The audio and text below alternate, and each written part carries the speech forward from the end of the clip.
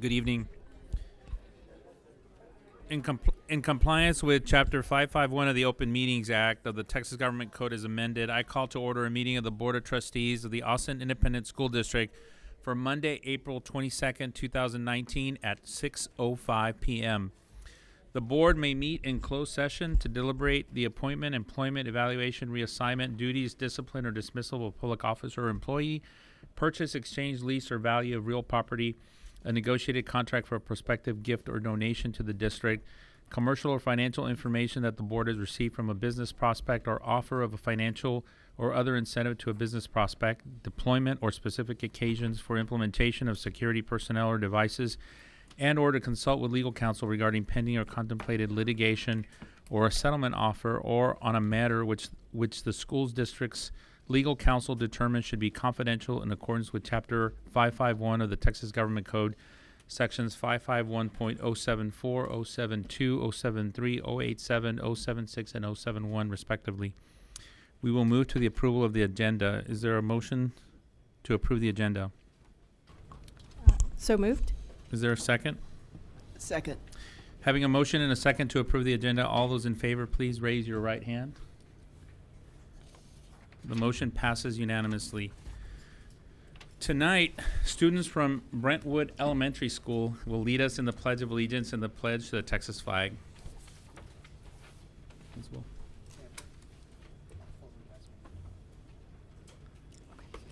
Thank you.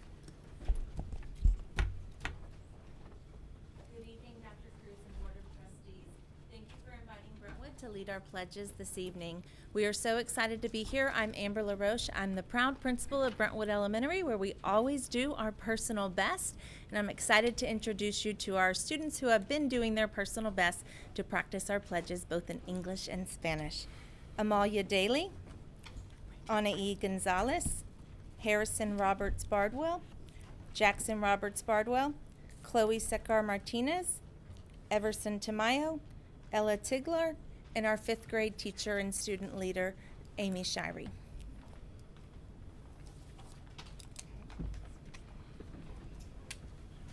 You want to give us some direction? I'll stand.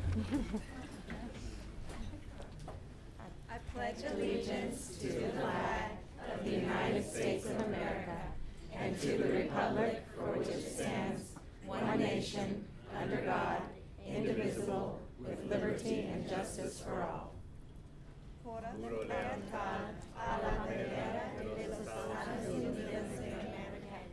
a la república que representa una nación bajo Dios, indivisible, con libertad y justicia para todos. Honor the Texas flag. I pledge allegiance to thee, Texas, one state, under God, one and indivisible. A la verdad Texas, un estado bajo Dios, único y indivisible.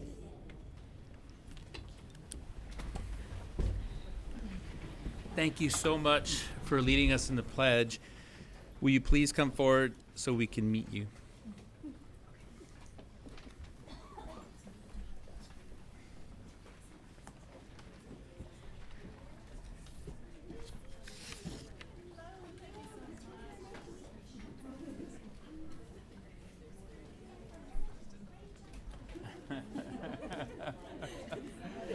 Principal LaRouche, thank you so much for your service. Thanks for being here so much. Good to see you. Great job.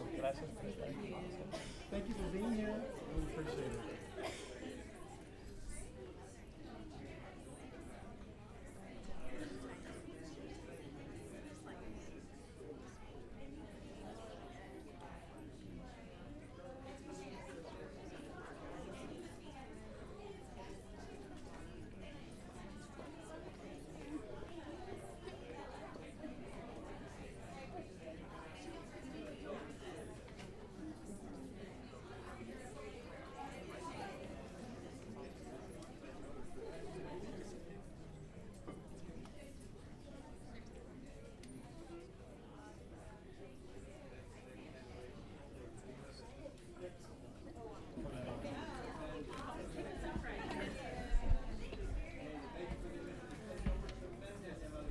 We'd also like to recognize the parents of the students who are here with us tonight. Thank you so much.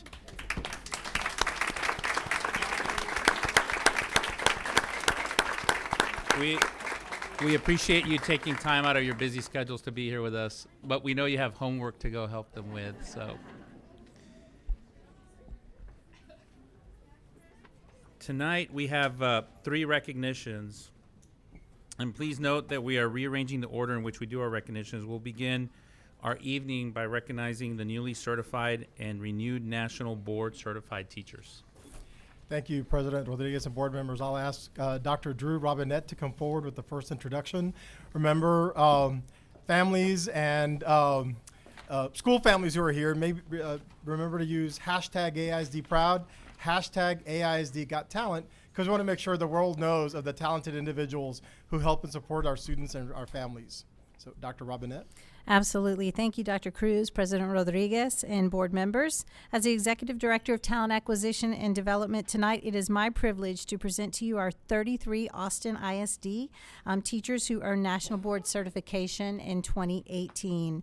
Of these 33 teachers, 9 of them renewed their certifications, which is required every 10 years. 24 of our teachers are newly certified tonight, and those are 20 elementary school, 2 middle school, 9 high school, and 2 special campus teachers covering 10 different certification areas. It's my privilege to announce these individuals as well as their principals, those who could join us this evening, and they will stand when their names are called, as well as our principals. From Becker Elementary School, Minda Anderson. Principal, Valerie Borchers. From Barton Hills,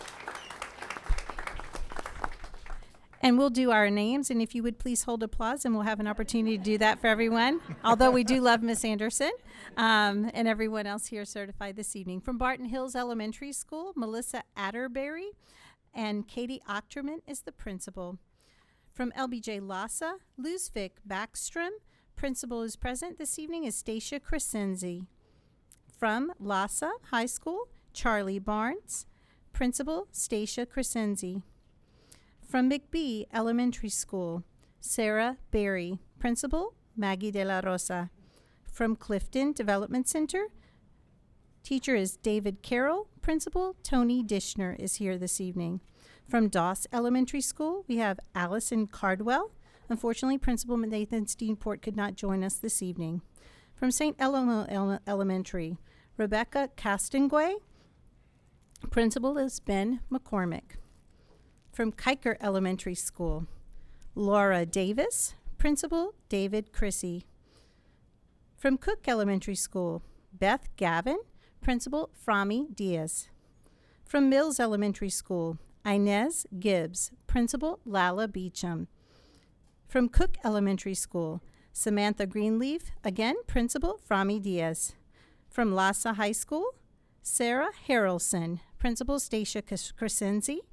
From Lassa High School, Neil Lowenstern, principal, Stacia Crescenzi. From Graham Elementary School, Maya McElroy, principal, Ercilia Paredes. From Brentwood, Katie Myers, principal, Amber LaRoche. From Padron Elementary School, Patricia Noble, principal, Rafael Soriano. From Wooten Elementary School, Bricia Prisara, principal, Angelo Sansegundo. From Cassis Elementary School, Taylor Rayleigh, principal, Sam Tinnen. From Bedichek Middle School, Donna Robbins, principal, Michael Herban. From Lassa High School, Josephine Scare, principal, Stacia Crescenzi. And from Doss Elementary School, Patricia Stone, principal, Nathan Steenport. These are our newly certified and recertified National Board teachers for 2018. We can have all teachers stand up. How about we have all of our teachers stand up? If So you we can all could recognize stand.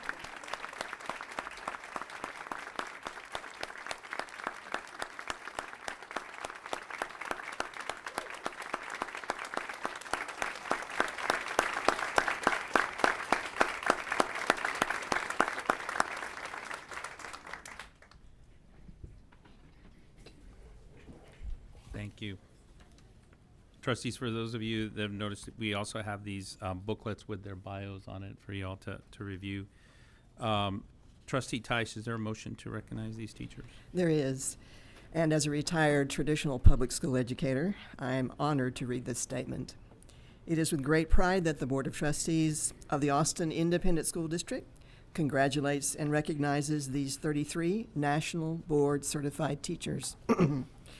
We acknowledge the commitment involved in this process and the sacrifices that both the teachers and their families have made to gain certification. This is the 19th year that a cohort of National Board candidates has been supported through the Austin Independent School District's Professional Learning Department. With the inclusion of the 2018 National Board Certified teachers we are recognizing tonight, we are honored and proud to have more National Board teachers than any other district in the state of Texas. That warrants applause.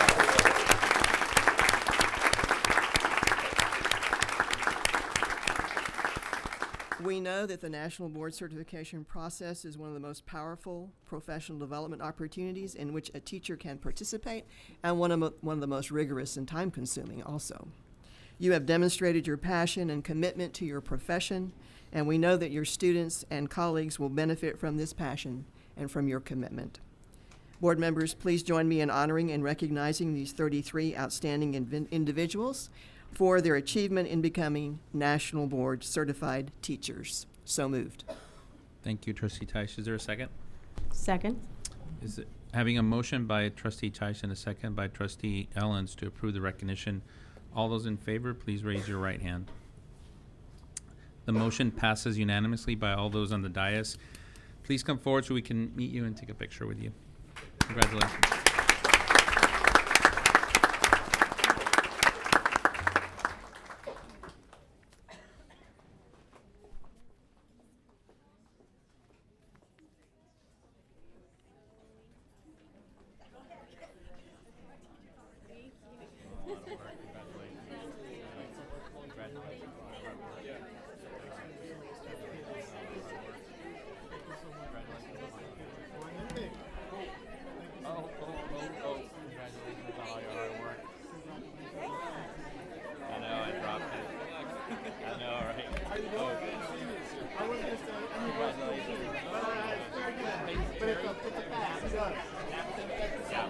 Congratulations.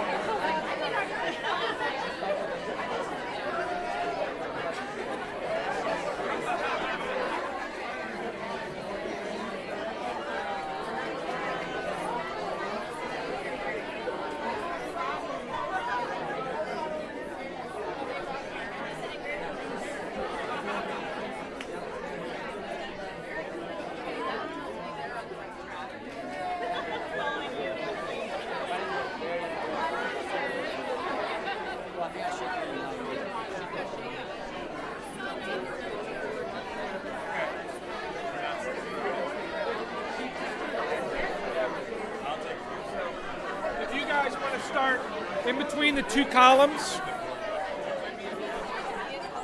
Yeah, and it's going to have to be a couple rows. The board's going to join you guys. Dr.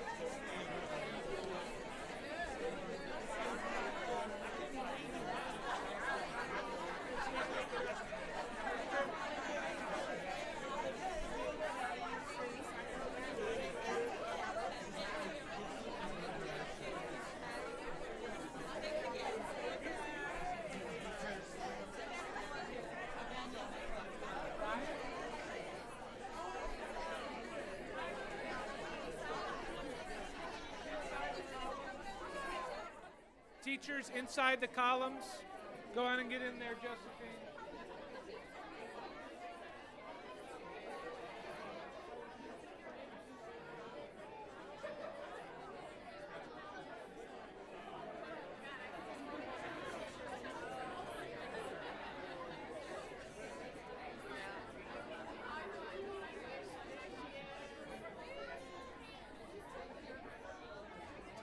Brian, are you in charge of the picture?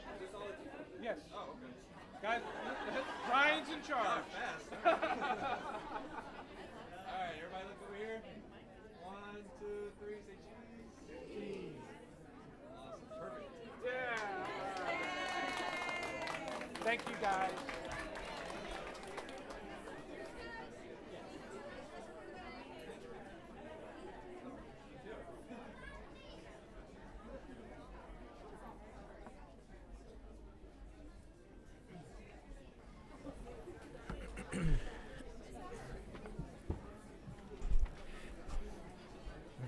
Our next recognition will be to recognize the Junior League of Austin. Dr. Cruz.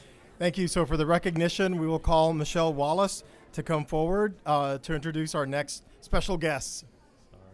Thank you, trustees, President Rodriguez and Dr. Cruz. I am here tonight. Is it on? Is this on? It doesn't sound. No? Okay, it is on. All right. Okay. Great. Hello, everyone that I just mentioned. We are excited to be here tonight to ask for formal recognition of the Junior League of Austin. I don't know if you knew, but our Junior League chapter in Austin has over 2,500 members, and it is the fifth largest chapter in the universe. I'd like our two friends from the Junior League to join me here at the podium. Amy Hurt, who's the president of the Junior League of Austin, and Liz Neff, who's the Kids in Cool Shoes chair-elect. And a side note, it is Liz Neff's birthday. She has chosen to celebrate with us tonight. Happy birthday. We are so fortunate to have the Junior League of Austin's leadership and support in so many ways for our students in Austin ISD. Trustees, at this time, it is my pleasure to request formal recognition for the Junior League of Austin. Thank you. Amy and Liz, welcome. Thank you. Trustee Wagner, is there a motion to recognize these schools?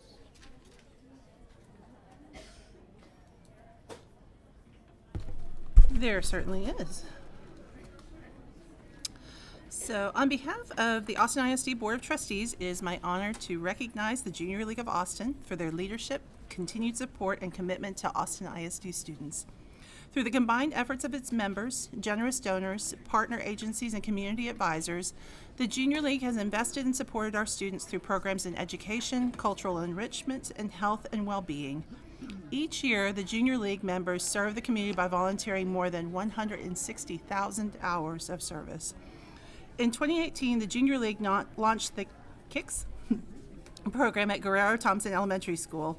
KICS, or the Kids in Cool Shoes program, has provided 1,000 brand new sneakers to children from preschool through 5th grade, increasing participation in gym class and self-esteem.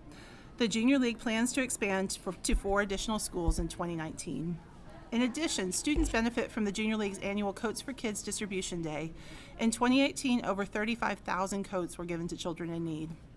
The Junior League also provides volunteer and financial support to Austin ISD partners that serve students, including educational and leadership programs provided by the Austin Humane Society, Austin Zoo, Ballet Austin, Bookspring, Creative Action, Generation Serve, and the Thinkery. Programs that empower our female students delivered by Jen Austin, Con Mi Madre, and Dress for Success. And programs that serve children who have experienced abuse and neglect, including Safe Alliance, CASA of Travis County, Partnerships for Children, and the Settlement Home for Children. This type of partnership is to be commended. It is with great pride that the Board of Trustees of the Austin Independent School District recognizes and thanks the Junior League and wishes certain members happy birthday. So moved. Is there a second? Second. Having a motion by Trustee Wagner and a second by Trustee Letitia Anderson to approve the recognition, all those in favor, please raise your right hand. The motion passes unanimously by all those on the dais. Congratulations, happy birthday, and please come forward so we can meet you and take a picture with you.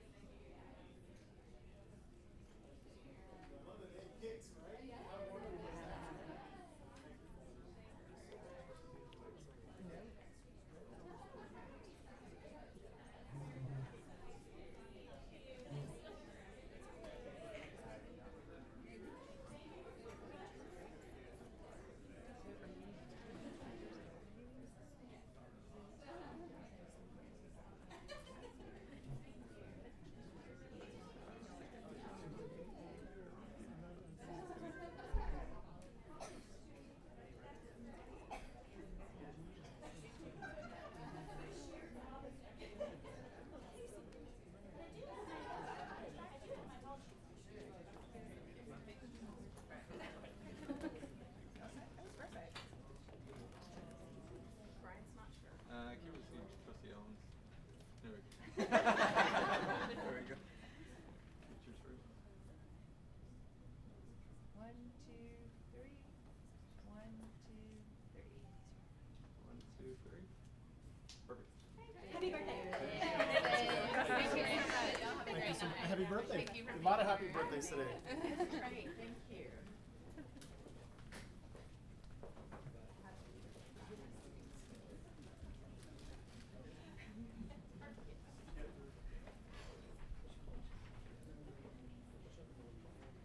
Let's see.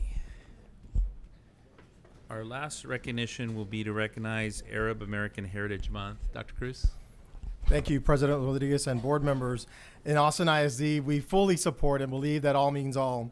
And April is National Arab American Heritage Month. So we thought we would celebrate and recognize this important time with what we do best, and that's about students. So with that, I would like to ask our principal from Galindo Elementary School, Natasha Barreto Romero. There's Ms. Romero. I knew I saw her outside. To please come forward to introduce our next our next part of our program. Right. Thank you, Dr. Cruz and Masa Aher. Good evening to you guys. I'm going to introduce a very special group of singers from Galindo Elementary. We at Galindo come from 5 different continents: North America, South America, Europe, Asia, and Africa. We speak over 7 different languages, and we're so excited to be here to celebrate with you guys tonight. I'm going to introduce our refugee support teacher assistant, Miss Iman Abuesa. Come on up, Iman.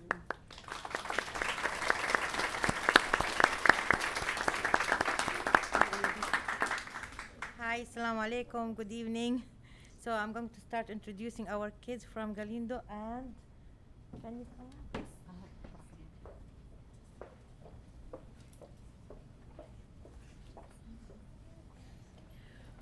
Maryam Shirzad from Afghanistan. Abrar from Iraq. Ahmad from Sudan. Muhammad from Somalia. Sahar from Afghanistan. Abdul, Afghanistan. Suhail, Afghanistan. Abdul Razak, Somalia. Shayesta, Afghanistan. Zohra, Afghanistan. Sarah, Afghanistan. Mina, Afghanistan. Anj from Tanzania. And Dorcas, Tanzania. Abdul Rahman from Iraq. Sultan from Afghanistan. And Omar from Afghanistan. Thank you.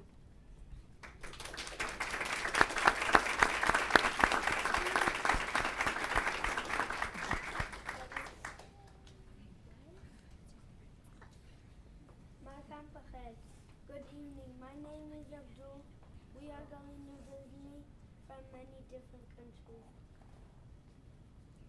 Maham Khair. My name is Sahar. We want to sing a tune at the holy song, and we want to dedicate this song to our family and friends back home.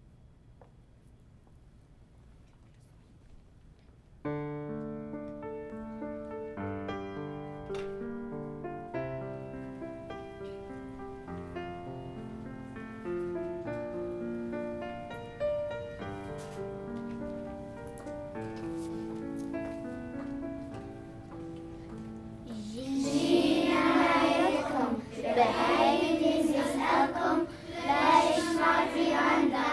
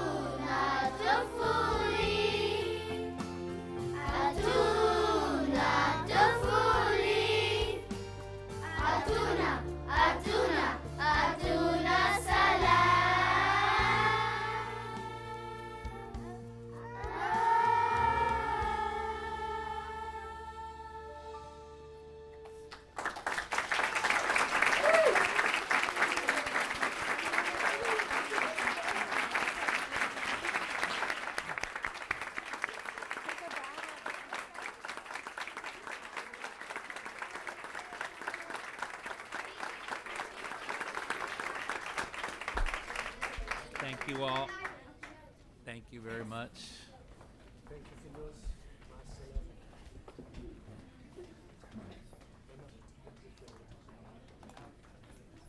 Oh. So, Trustee Wagner? And I just want to take a moment of personal privilege to say thank you to all of the students that shared their talents and their culture with us tonight, and to say thank you to the members of the Arab American community who are here tonight, who are also watching us from home.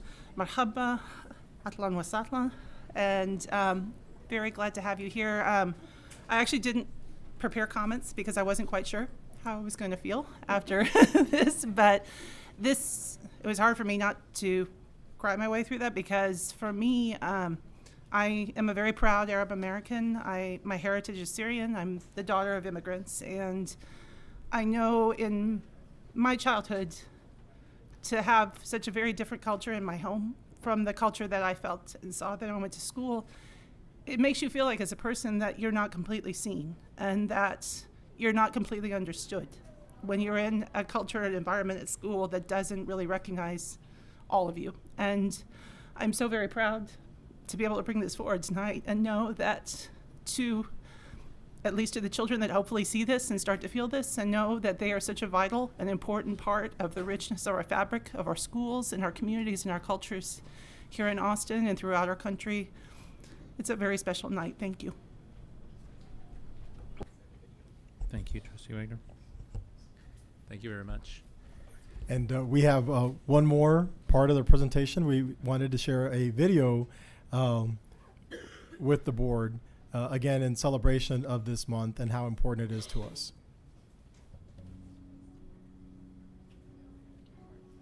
Hi, my name is Bushra Salami.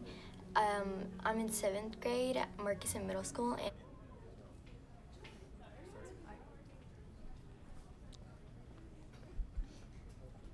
I'm from Syria.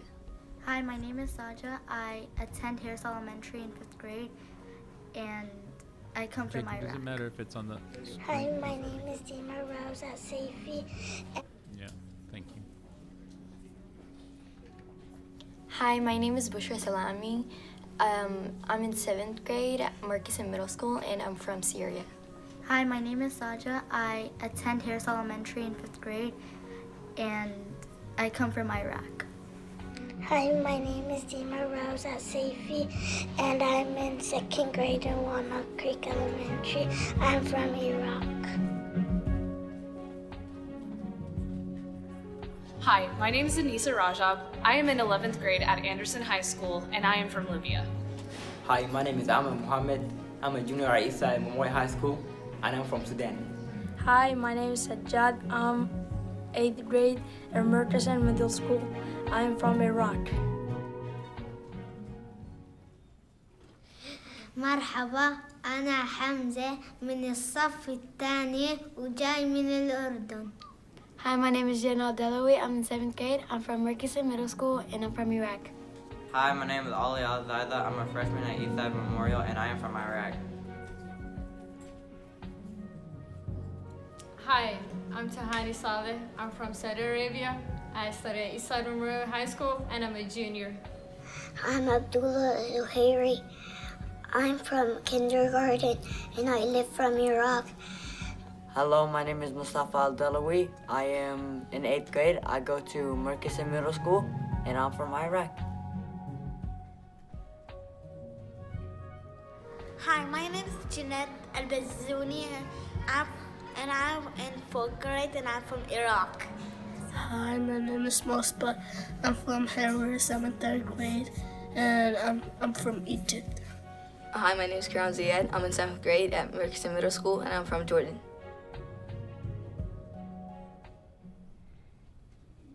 Thank you very much. You can clap for the last video. I want to thank our students from Galindo. I want to certainly also thank Maria, and she's walking away. She doesn't like to be thanked, but I want to thank Maria Arabo, who's the Refugee Family Support Coordinator. Thank you so much for your work and your leadership, and also Dr. David Kaufman. All this comes under his area, and thank you all so much for your support and services. again, it's who we are, and I think that makes us so strong, and it's the richness of the Austin city and the Austin School District that makes us so great, and that's the diversity that we certainly appreciate and support. And a line in the song that the students shared with us, I'm a child with something to say, give us a chance. And how powerful is that? I'm a child with something to say, give us a chance. And I do think in Austin and in Austin ISD, we strive to make sure that students find their voice and that at the end of the day that they feel that they belong, that they're part of our family. Certainly want to thank all of our teachers and our principals who make all of our students feel so welcome to know that they do belong, and they do belong here with the Austin ISD family. Thank you, board members.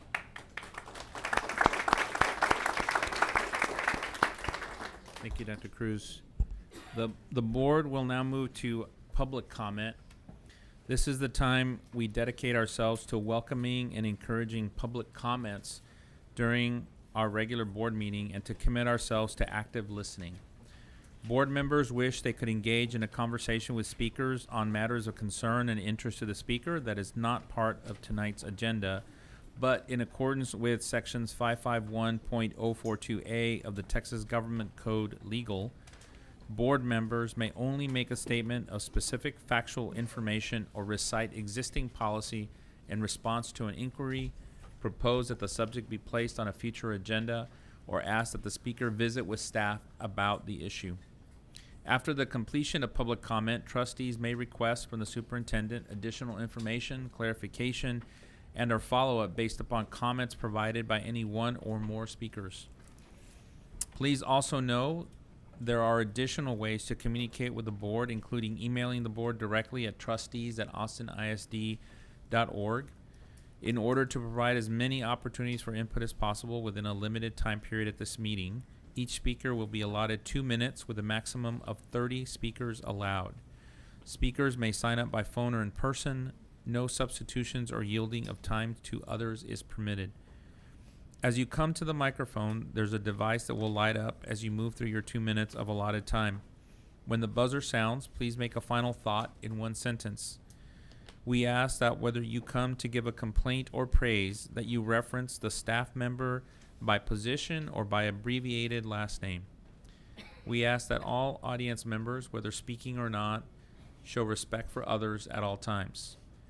Should you wish to offer additional written remarks that are not bound by time, please give them to the AISD officer on duty. Each board member and the superintendent will be provided with a copy. The Office of Translation and Interpretation provides a Spanish language translator for audience members who need assistance when addressing trustees or need assistance understanding comments made to trustees during public comment. If you need this service during other portions of the meeting, please speak with the interpreter. Jennifer Williams, Spanish translator and interpreter, will repeat this message in Spanish. La Oficina de Traducción e Interpretación proporciona un intérprete al español para las personas en la audiencia que necesiten ayuda al comunicarse con los miembros de la mesa directiva o si necesitan ayuda para entender los comentarios que se están haciendo los miembros de la mesa directiva durante el tiempo dedicado para los comentarios del público. Para los comentarios públicos. Si necesita este servicio, por favor hable conmigo, intérprete Jennifer Williams. Gracias, Jennifer. The first 4 speakers tonight are Teresa Rodriguez, Dusty Harshman, Alex Murphy, and William Kelly.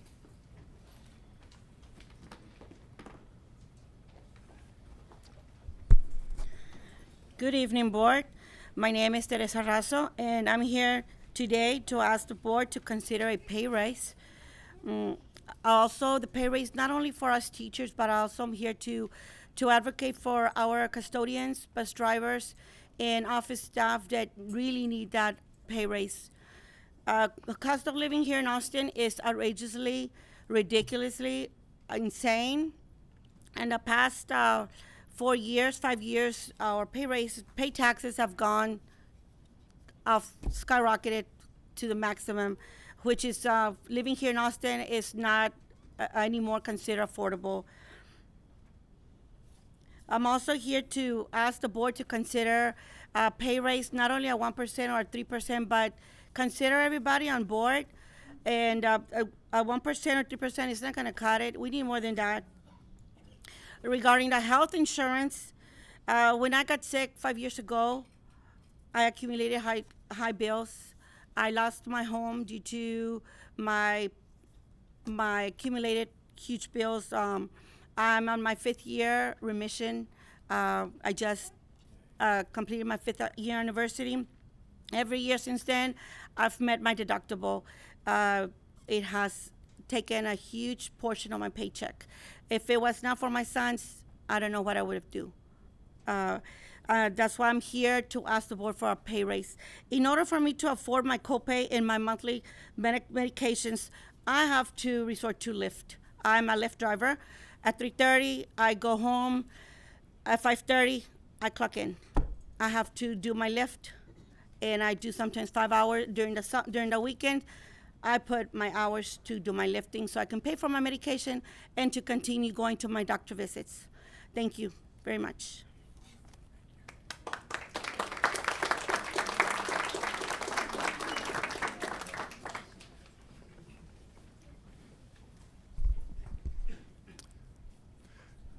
Good evening. Thank you, trustees and superintendent, for the continued privilege of public comment. I come before you again as an AISD parent and on behalf of Integrated Schools Austin. In the past, we've spoke to help us understand that modern school integration provides universal access to opportunities, checks privilege, shares power, respects and responds to the many cultures of the Austin Independent School District, and we hope to do something like that again tonight. Over the coming months of reinvention, we'll be moving more students from one school to another than at any time since court-ordered desegregation of 1979. Again, we ask, what if our reinvention guiding principles, key performance indicators, and planning regions elevate diversity and integration to the equal standing of 21st century learning spaces, academic programming, and financial prudence? Isn't this what Brown versus Board of Education asked us to accomplish? Over the last 35 years, since AISD's become a unitary school district, we have cyclically reinvented Austin Eastern Crescent schools to build up separate but equal. It's been a whirlwind of perpetual change.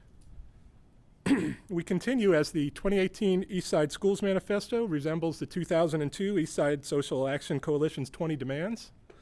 We've had effective schools, community schools twice, plan for educational excellence, Madeline Hunter-style education, state accountability, and the 3 R's. What if we return to what Brown v. Board actually asked of us? As the Galindo students sang, give us a chance. Thank you.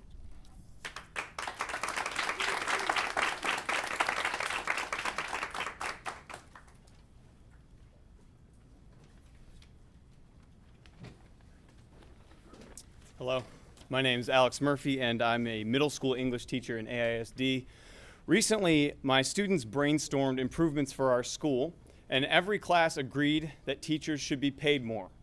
Now, I had to agree, explain to the kids that the principal doesn't get to decide who gets paid for, how much the teachers get paid, but invariably, they asked me, who does decide that? The answer, of course, is each of you, but the budget that you have proposed this year increases salaries only 1% and only for teachers. Our students are far more aware of what goes on in the world than we give them credit for. In fact, I have worked at the White House, I have worked at Congress, I have been in rooms full of politicians, and the most jaded people I know are 12 and 13-year-old students. And I cannot blame them, because every time they look at the news, and believe me, they look at the news, every time they look at the news, they see adults insulting each other and rather than solving problems. And they start to believe that this is the way the world works. They have to get what's theirs, trust nobody, believe in nothing. In fact, for many students, the only adults that they trust are the ones working in their schools. And that's because we continue to show up for them when nobody else will.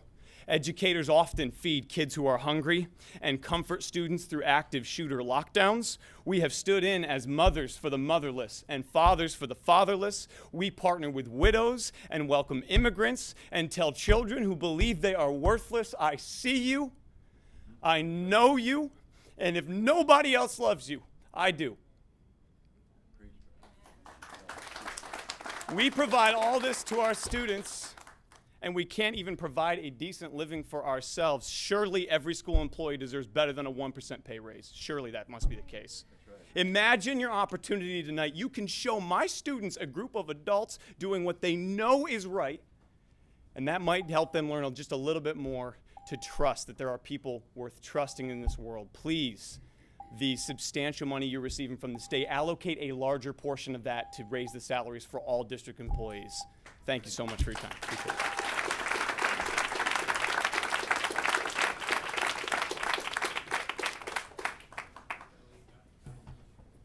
Sorry, after Mr. Kelly is Rebecca Harshman, Ramon Maldonado, and then Joy Butler.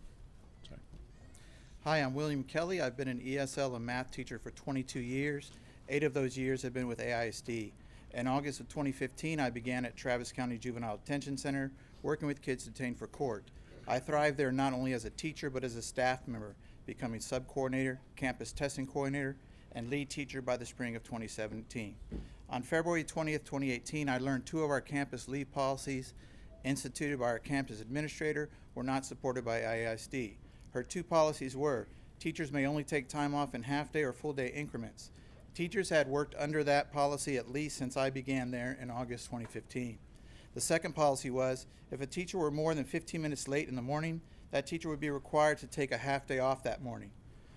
Ms. Linda C. and her supervisor, Ms. W., conceded that her false leave policies were in place for the 2017-18 school year, but denied the policies were in place for prior years. They began to return hours to teachers for the 2017-18 school year only. I filed a grievance in February 2018 asking for a part of my leave hours returned from the previous 2 school years as well. My grievance made it to Mr. Jacob R.'s desk, the Chief of Staff. Mr. R. was left with my written word of evidence and an honest statement. He was left with a written statement from our special ed coordinator. He was listed with a written statement from our social studies instructor, all saying that these policies were in place prior to 2017-18 school year. He devalued these 3 honorable statements in the light of one administrator statement who is already on record as having instituted 2 false policies on the campus. My question to the school board is, how can you explain the inequity created by the Chief of Staff when he devalued the 3 educators' word in the light of an administrator who is on record as deceiving her staff with 2 fake leave policies? How in a district losing students can you not want to protect quality teachers as well? That's right. Thank you. Thank you, Mr. Kelly.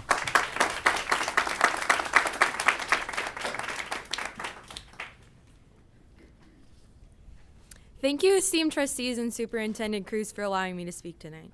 My name is Rebecca Harshman, and I'm a freshman at AISD. Tonight, I would like to talk about real integration. As I touched on last month, the students in New York known as Integrate NYC defined real integration in 5 R's. The first R is race and enrollment. This values diverse and inclusive environments in our schools. The second R is resources, meaning that the district's resources should be distributed equitably through all schools. The access to these resources should be ensured to every student in the district. The third R is relationships. Every identity should be respected by all. The fourth R is restorative justice, ensuring safety and humanity of students. The 5th R is representation of the school faculty. Students should see themselves reflected in their leadership. Here in Austin, we can apply a 6th R, respect for culture and language. AISD is a school district comprised of 55% Hispanic students and 27% English language learners speaking over 100 languages. Aquí necesitamos tener respeto por nuestros idiomas y por nuestra diversidad cultural. Muchas gracias.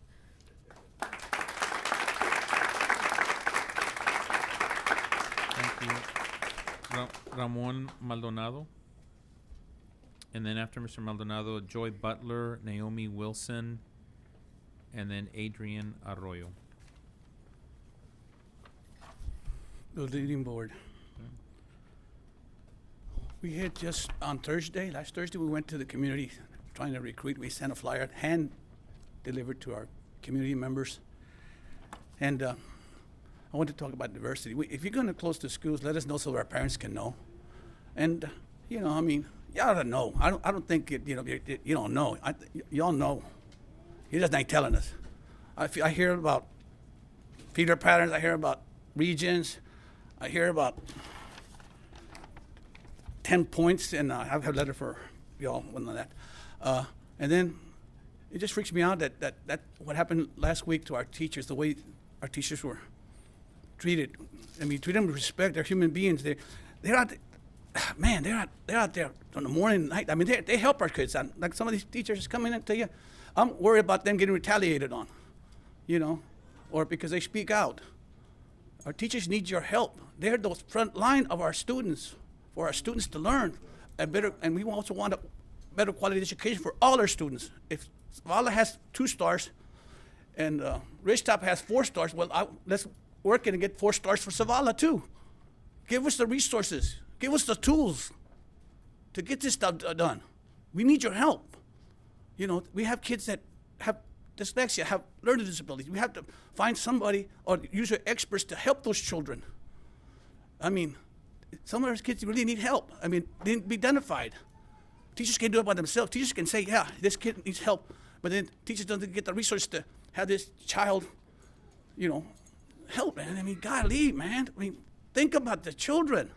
This early, oh man, it was great when I saw earlier, the presentation, those children.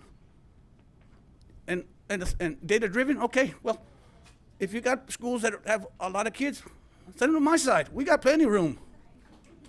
Thank you.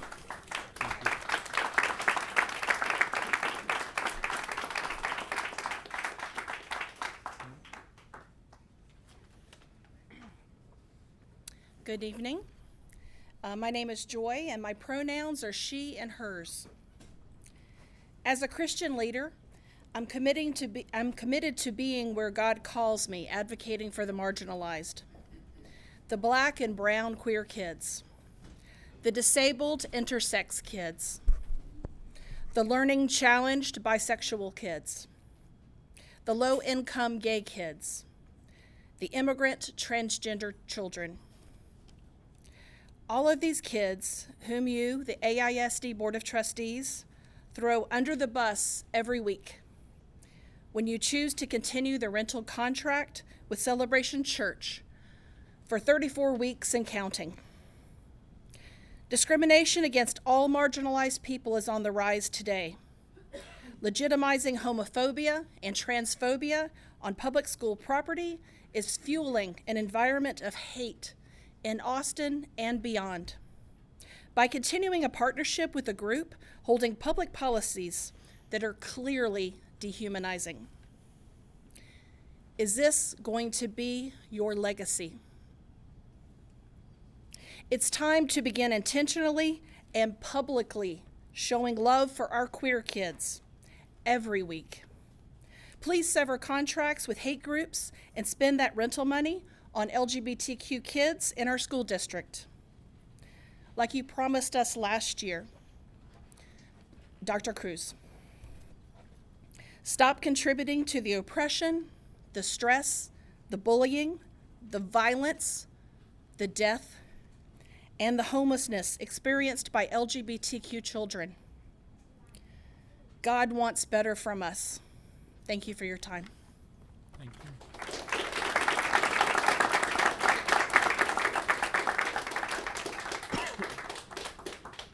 Naomi Wilson? She's not here. She's not here. Okay, thanks. Adrian Arroyo. And then after Adrian is Margarita Aguilar Sanchez. Then Ora Houston. And then Fernanda Ramos.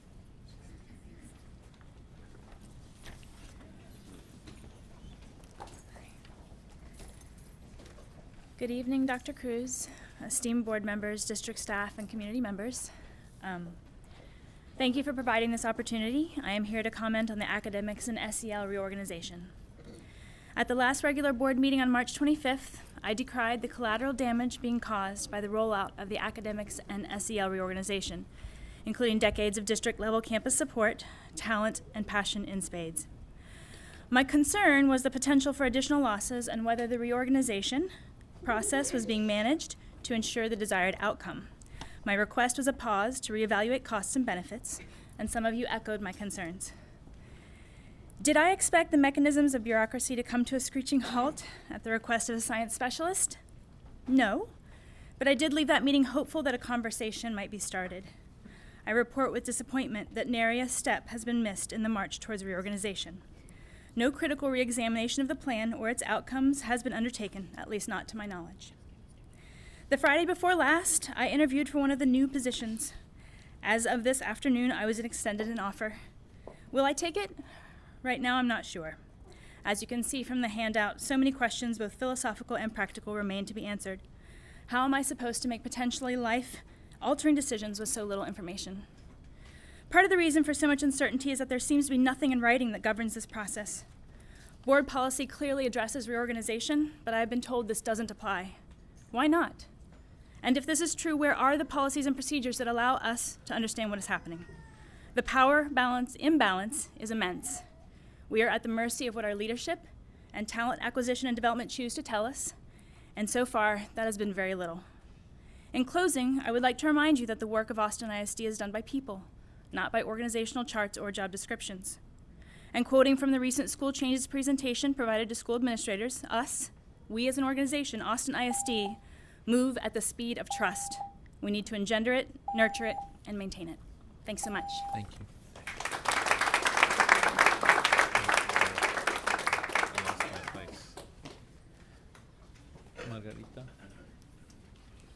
Margarita Aguilar Sanchez.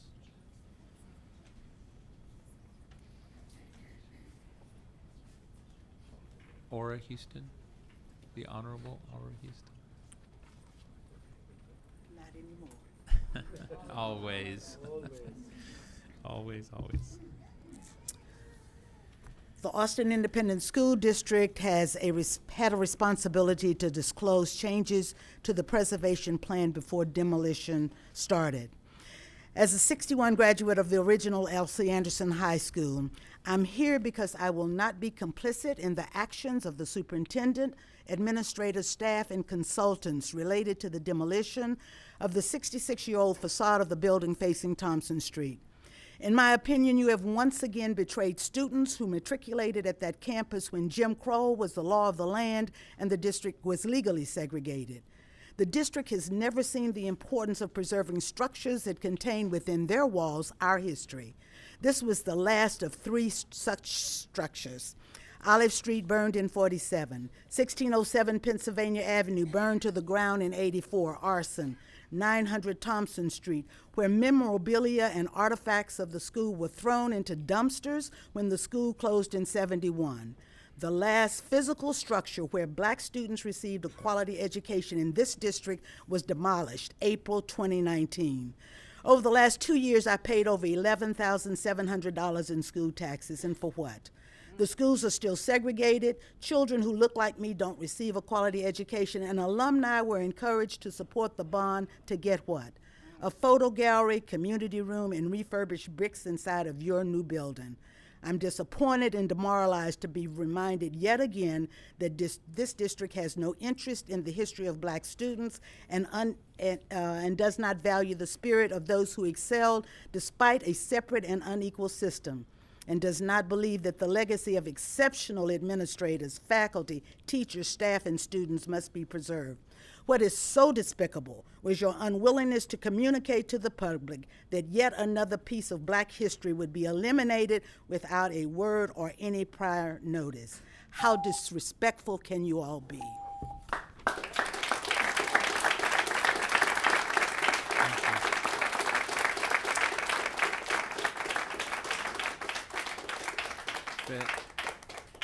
Fernanda Ramos. And then how about Deborah Trejo? And then Patricia Nunez, and then Aaron Bowe.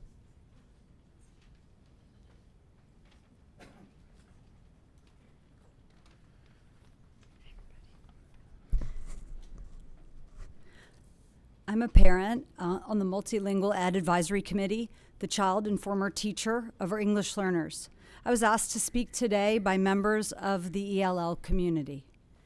AISD board policy and TEA rules require that students in a dual language program receive at least 50% of their instruction in Spanish, Vietnamese, or Mandarin through 5th grade.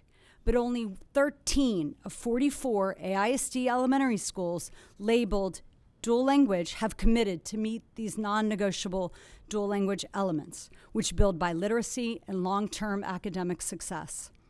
The district also claims that it is doing late exit bilingual in another 17 campuses.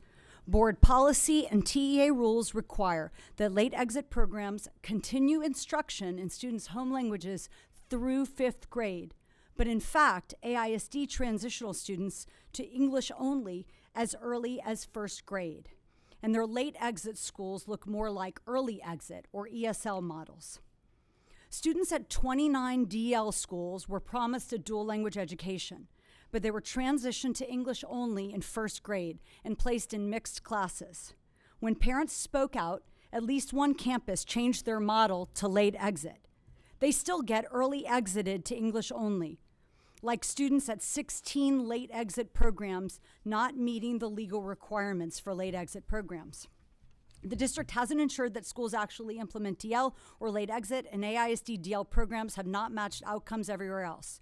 For it to work, you have to do it, and you have to hold schools accountable for these programs too, not just single-year STAR scores. By failing to properly implement dual language, this district continues to devalue and diminish the home language of Latinos and break their connection to culture and pride.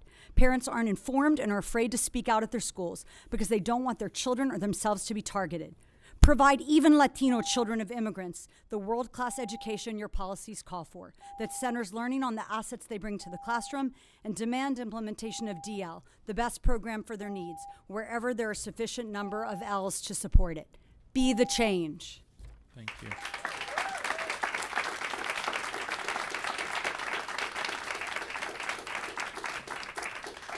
Patricia Nunez.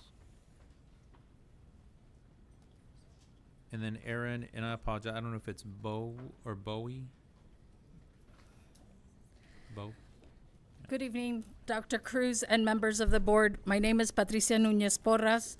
I am an AISD parent and past president of ABE, the Austin Area Association of Bilingual Education. I am here to address the recent KUT report regarding our district and its use of the academic achievement gap to dictate programming, and share with you the impact these have on our dual language programs. The KUT report, held back why Austin schools are not working for students of color, reported on what we find to be a problematic approach to bilingual education in AISD. In this article, a former administrator and staff member in a leadership role at one of our East Side schools with the highest enrollment of Ls stated and went on record as making the conscious decision to transition L students into all English classes. These families and students were denied access to what is rightfully protected by law in Chapter 89. Chapter 89 is the law that gives students the right to access a bilingual program, whether it be transitional or dual language, a right that was fought for by bilingual communities, not for what some call sentimental reasons, but because of the vast body of research that speaks to the benefits and richness of our students' bilingualism. How can an AISD administrator and their leadership staff receiving federal funding provided to educate Ls, with teachers receiving stipends due to their work as bilingual teachers, feel it is okay to go on record making such a statement? How is it that these practices are allowed to continue for years? How is it that we continue to have teachers tell us that students in special ed are not encouraged or allowed in DL? Or that our parents tell us that their speech therapist has recommended that the students not participate in DL. In so many of these cases, there is no shortage of Ls or the need to create mixed classes. There is no need of bilingual educators as they staffed by bilingually certified teachers. There is a need for leadership at all levels to become knowledgeable about dual language and to support teachers, parents, and community in their understanding despite monolingualism being normalized. Thank you.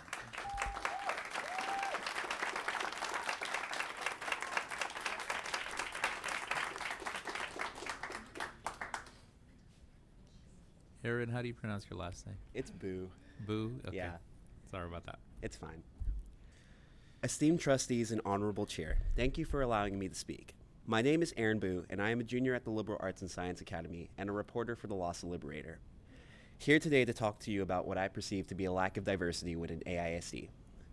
As of now, an overwhelming number of schools within the AISD, most notably in the Eastern Crescent, have populations of economically disadvantaged children totaling well over 70%. Meanwhile, schools in the Western Crescent frequently demonstrate an economic disadvantaged population that is beneath 30%, which I believe points to a lack of economic balance within AISD. Coincidentally, schools within the Eastern Crescent possess a larger number of persons of color versus schools in the Western Crescent which do not. Now, I will admit that I recognize the responsibility of governance, as it is a heavy burden, and that the glaring realities of the nuances of these issues often fall short of the preferred idealism. Yet, I cannot say with confidence that what I see today is an unwavering commitment for inclusion, and I would greatly appreciate bold and unprecedented signs of commitment that would prove to me and other students who look like me that our district is one that values diversity and inclusion. Thank you for your time and consideration.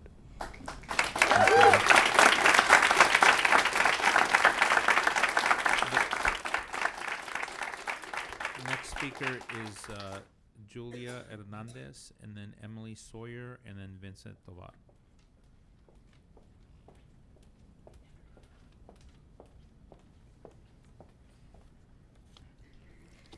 Good evening, Dr. Cruz and members of the board. I am Julia Hernandez, proud Vice President of ABE, the Austin Area Association for Bilingual Education, and a dual language education advocate. I am here today to speak in regards to the harmful discourse that has been dominating the public education conversation and the media recently regarding our bilingual learners, or ELs, in AISD, and that has been largely perpetuated by the invalid use of early reading assessment instruments. In ABE's monthly meetings, a reoccurring topic of concern for bilingual dual language educators is how students are being pushed to English, leaving behind dual language program goals because they are having to select a language of testing, either Spanish or English.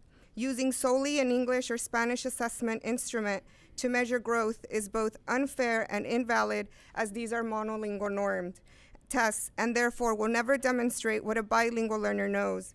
These measures incorrectly identify students as struggling and is what has contributed to the deficit framing of ELs. TEA provides recommendations for early literacy assessment instruments and also gives districts the option to select other instruments that align with the program being implemented. We recommend the district use an assessment instrument that is authentic to the structure of the language, because also most instruments are a direct translation of the English version. In addition, the district must require both languages are reported and looked at together holistically for accuracy, a bilingual trajectory. This kind of assessment instrument acknowledges and respects how students in our dual language programs are developing literacy in two languages simultaneously. Only then will we see a true picture of our students' abilities, realize their full potential, and reframe the conversation to one that honors their rich linguistic abilities. Thank you. Thank you.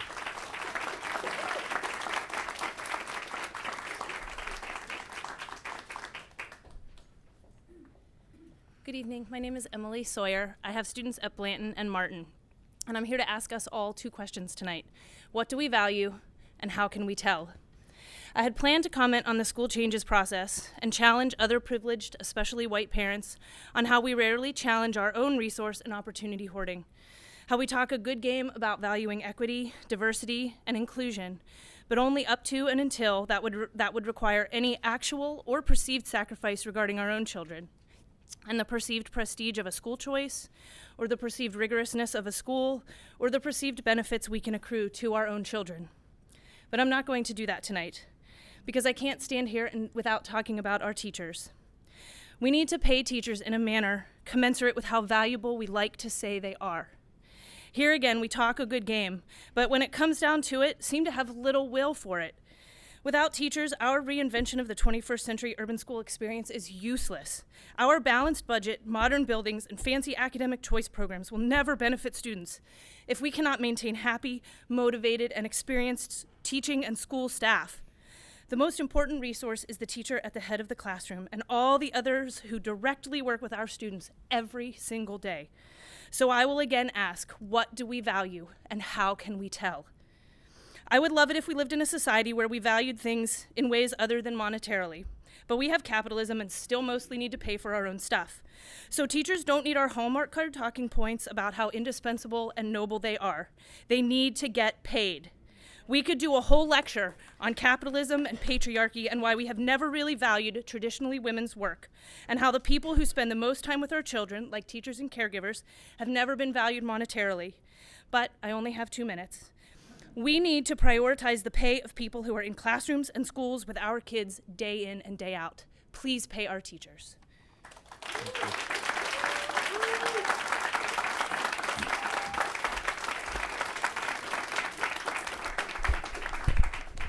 Vincent, can you hold on just a second? Stacy Smith, Sasha DeVore, and Hatem Nashi is next. Hi, my name is Vincent Tovar. I'm a Go Valley and Fulmore parent, and I wanted to first address the Lanier name change and say District 5 and District 4 trustees. I really appreciate how you championed what District 3 trustees' first motion was, the first vote. I really appreciate the language that you used, what you said, and I want to make sure you know that. Thank you very much. I want to say that having a decades-old community, their name changed on a 5-4 vote or 5-3 vote.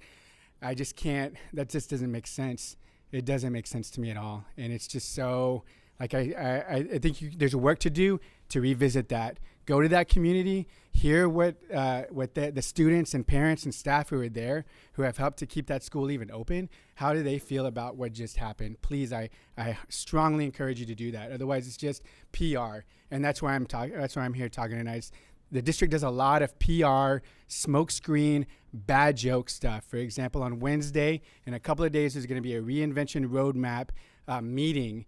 And it doesn't talk about school closures. So you're going to have once a school is decided to be closed, you're going to have all this community come out and be like, I've never heard of this. I didn't even know you were talking about this, because you're using a bad joke, PR, smokescreen, reinvention roadmap language. And that's the district. That's the district doing that. But you have the right to change that. And Wednesday, there's a meeting at Allen about reinventing and what we can reimagining our school, our communities, our community schools. The district reimagined our future at Allen by putting IDEA there in 2011. We had to do the work to kick them out. We reimagined having an early childhood center there, a STEM center there, a Satellite Martin campus there, and the district, what did they do? They put ALC there. They reimagined our future at Allen.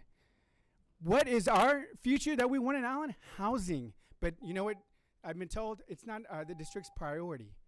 So who makes the district's priorities? The students, the parents, the staff, or people that get paid $10,000 to work here, tens of thousands of dollars to work here or not work here, and make the decisions. Thank you.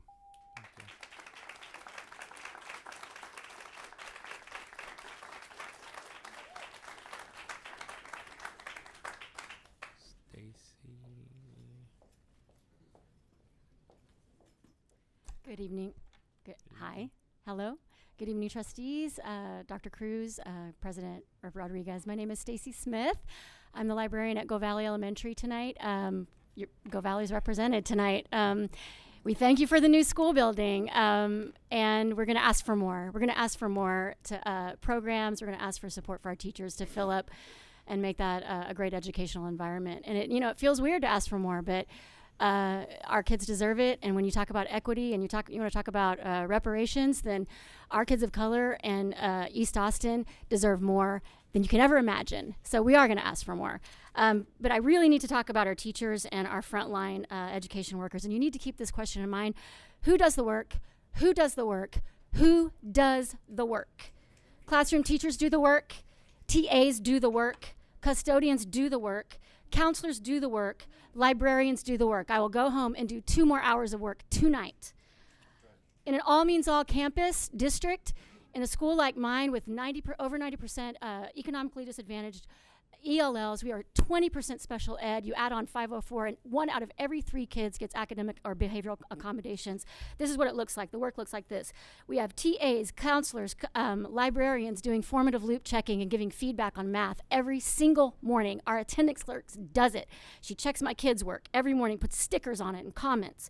That's what it looks like. Therapeutic care at campuses looks like teachers giving up their duty-free lunch. It looks like us giving up our planning times to work with kids, repair harm, have circles. That's what it looks like. So all the work that we should be doing for planning and prep is happening at our homes at 11 o'clock at night. That's what the work looks like. Doing our blend course development, work, grading.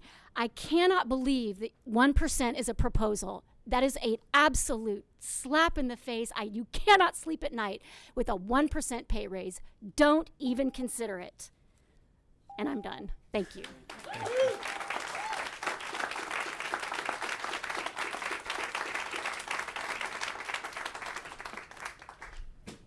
Sasha.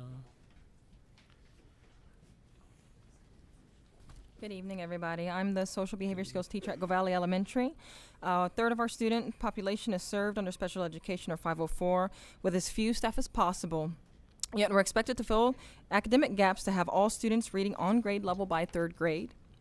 I see a major incongruence with the goals you've set for us and the resources given, particularly when it comes to the SPED and the behavioral and mental health needs of our population. Specifically, we need more physical bodies on our campus, not just occasional visits from the behavior specialist who tells us that if the work triggers the student, then remove the work. That if the academic work is triggering our student, to simply remove it. And then she walks away.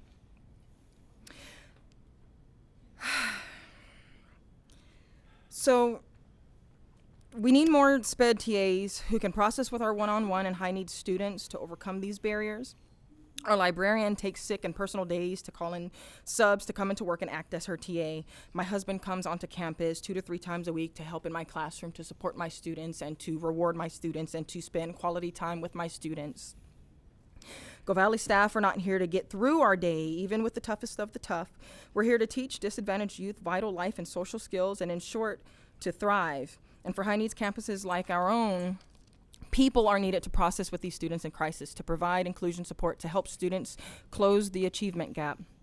So please save room in the budget for real supports on Title I schools, such as additional TAs, recruit and retain stipends to keep high quality teachers, and increased stipends for special education teachers. Frankly, the 1% raise is a nice gesture, but it's not enough to compensate Title I educators who play the role of therapist, lunch monitor, mentor, teacher, not to mention the TAs, librarians, custodians, and clerks who will not and cannot walk away from this work. Thank you. Thank you. Okay.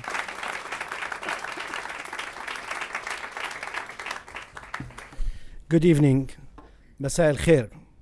My name is Hatim Natshi. I'm joined today with my wife Lama. She works substitute teacher every once in a while, and my daughter from Goriski Middle School. President Rodriguez, trustees, Dr. Cruz. I'm here as an Arab American. I'd like to thank you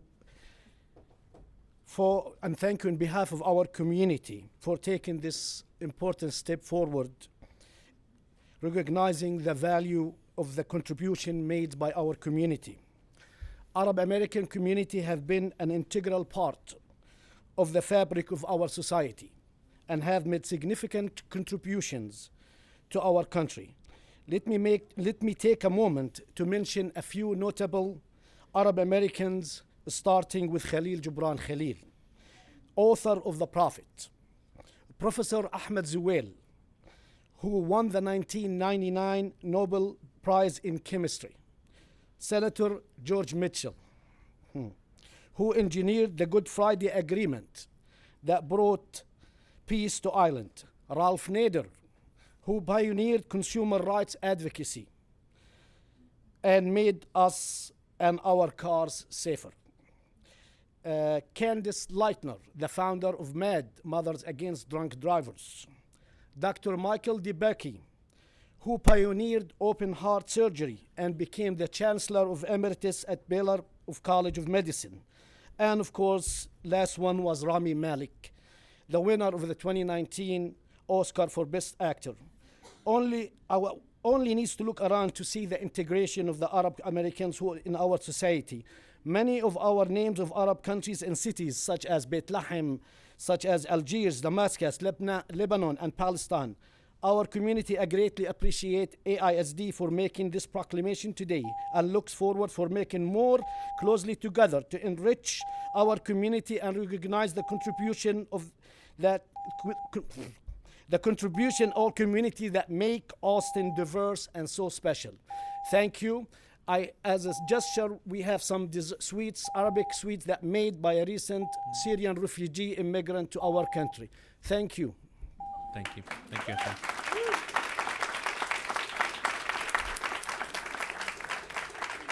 Next is Ken Serafis, Tracell Underwood, and then Roxanne Evans.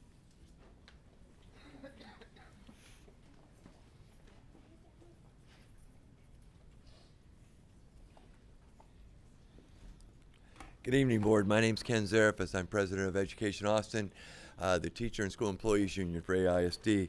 I've got 3 points to make tonight, 4 points that came after listening to some people. Number one, dual language. Let's get a policy. Let's hold people accountable for the implementation and the policy so that dual language is implemented with fidelity. And so policy, accountability. If not, we're talking about legality. And we're going to have to go there if we can't get something done better. 2, make sure that we support LGBTQ community in this city. It is not just about words, it's about deeds. We do everything we can to support the people that we know need supported today, not tomorrow, today. Number 2, unfortunately, we had to file a grievance last week against the district. It missed by a day. We missed the days. We didn't count well. However, the problem of the grievance still exists. And the problem is in your hand right now is that any item that would contract out employees in this district should come to consultation. Your agreement with United Way, we believe, violates this consultation agreement, and we would like to talk to board members and administration about this before it moves forward. Number 4, and the most important reason I'm here tonight, is a pay raise. Right now, we have a historic moment. This moment is about the legislature providing more dollars than this district has seen in 20 years, probably in its history. Over a 2-year period, perhaps $200 million. But I never believed that a $200 million investment in this district could ever be made to look bad or negative or a doomsday, but this district did it. This is a pay raise. This is an investment in this district that we will not see again for over a decade. And we can pass it by or we can take advantage of it. A 1% suggestion is insulting. Our foundational 2% that we've put forward to the board, to the district, is insulting. There's no way that we'll stay with 2%. With $200 million coming in, it is no longer time for this district to say that the legislature won't take care of us. That cover is gone. They will take care of us, and if you don't do it, it's not about we can't do it, it's that we won't do it. And we're going to take all of that money for ourselves. We pay teachers, school employees, TAs, bus drivers, custodians. Put your money where your mouth is. Don't tell us you appreciate us. Show us today. Thank you. Tracell.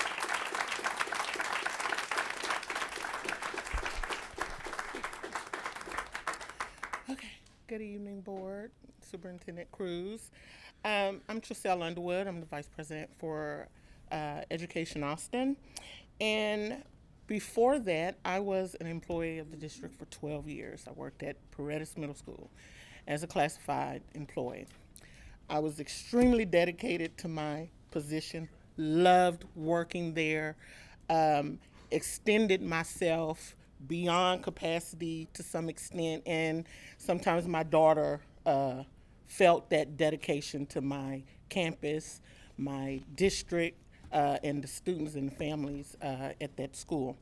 I organized girls groups in the afternoon. I did home visits.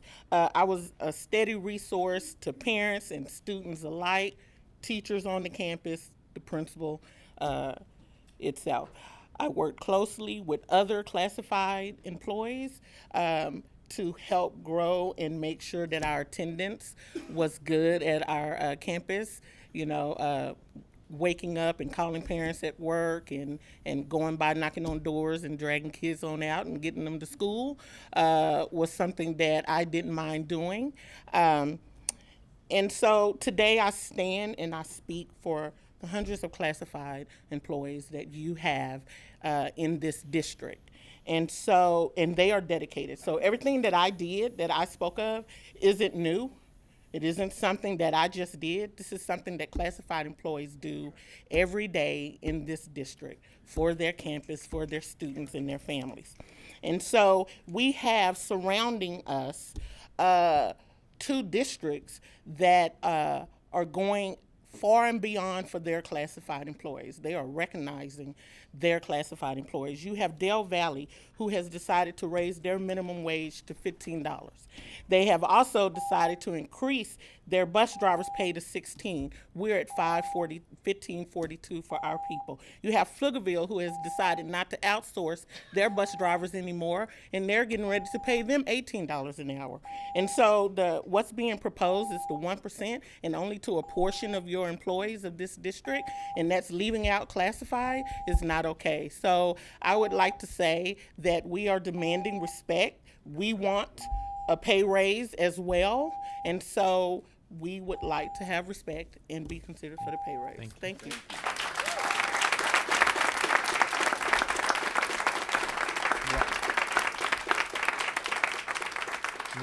The next speaker is Roxanne Evans, and then after is Jacqueline Walker, and then Candace Ayler, and then New Shangpeng. Oh, sorry. Roxanne's not here. Let's see. Jacqueline Walker.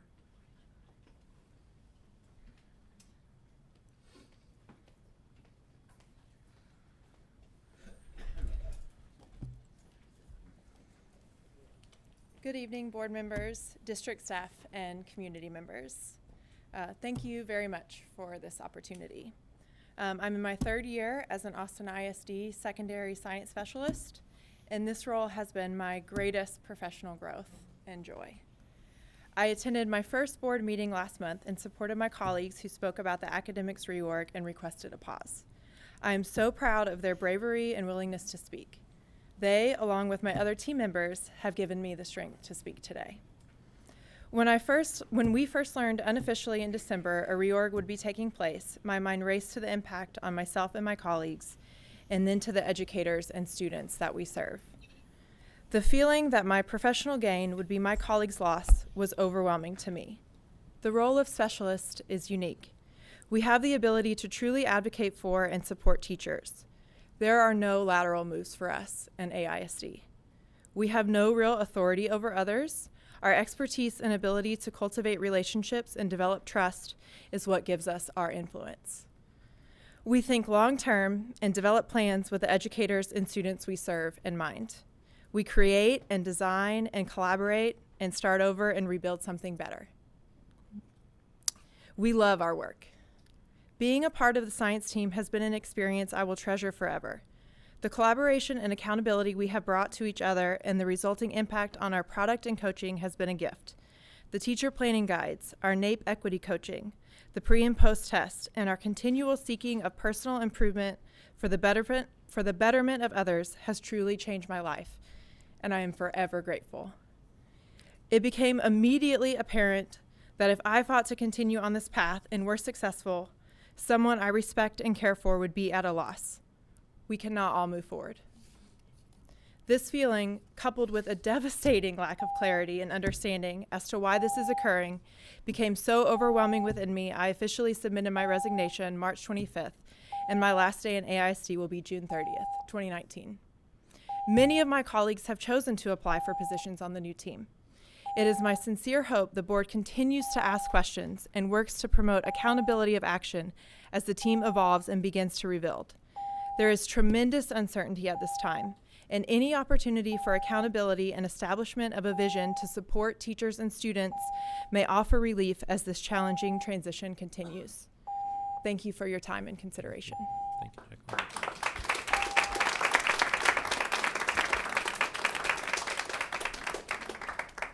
Candace? Yeah.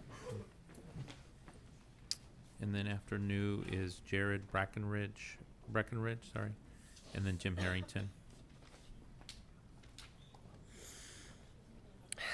Good evening, trustees. I'm Candace Taylor, she, her, hers, Minister of Justice with the Anti-Fascism Non-Christian Church.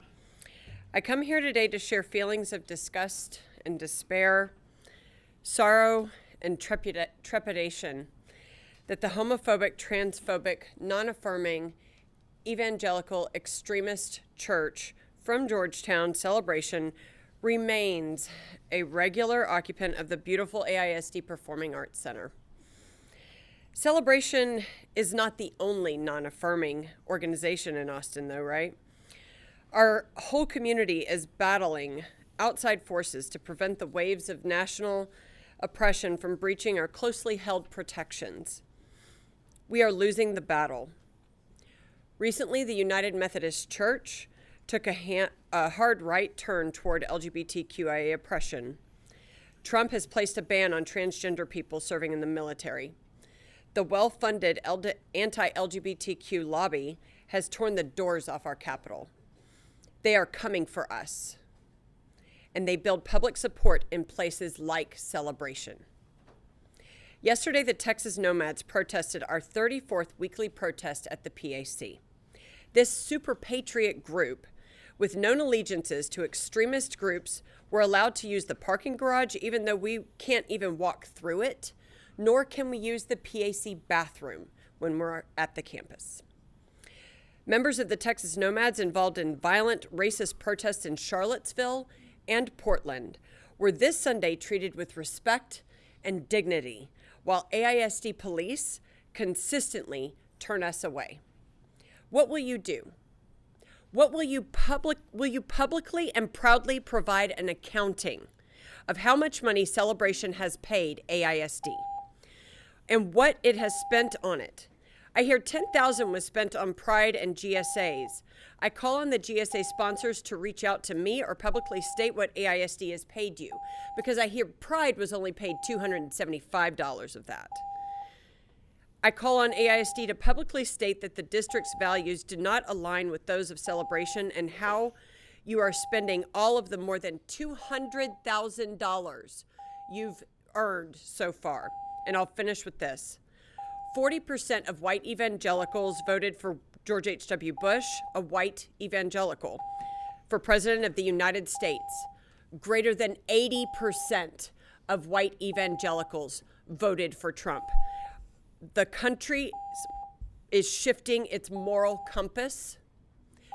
What are we going to do? What are you going to do to not allow AISD's moral compass to be shifted further? Thank you. Thank you.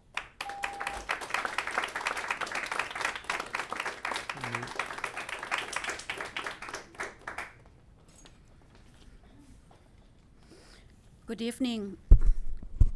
Good evening. My name is Nu Chanpeng, a parent of an 8th grade dual language Green Tech student at Crismore Middle School.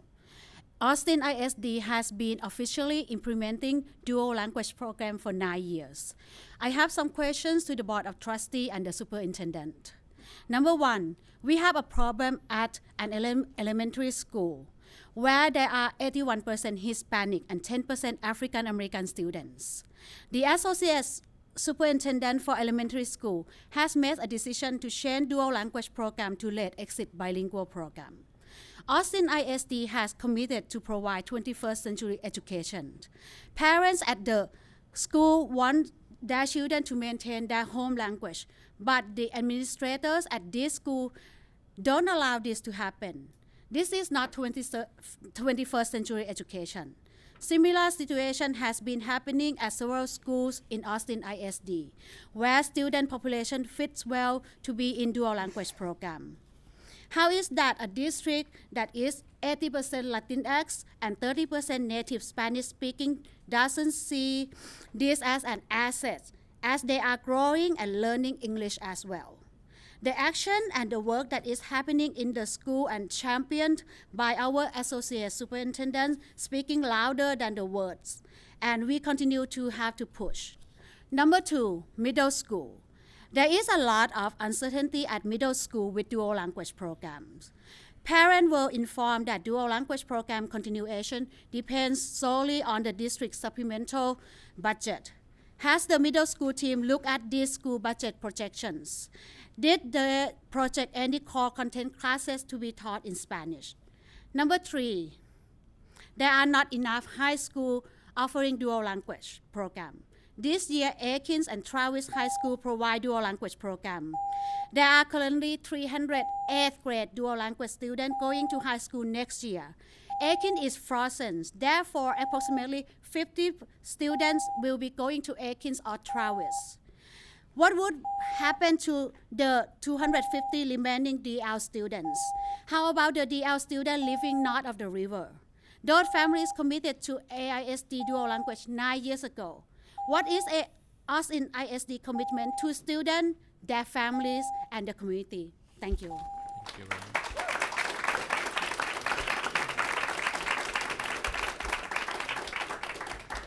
much. Jared Brackenridge is next, and then yourself. Okay, sorry.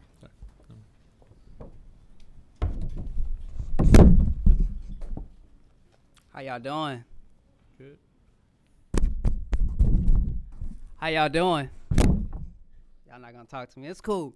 All right. So here's what I'm noticing. Okay, I'm sitting right here. I'm listening to everybody speak, and it seems like we all want the same thing. I can't see you, Trustee Tykes. It seems like we all want the same thing. We want the best for our students and the best for our teachers. However, it seems like there's this disconnect between the community and you guys, right? We want our teachers to make enough money like the doctors make, like the lawyers make. After all, our teachers, our TAs, all of those, nurses, everybody, those are the ones that bring the lawyers into their professions. Those are the ones that bring the doctors into their professions. Pay them what they need.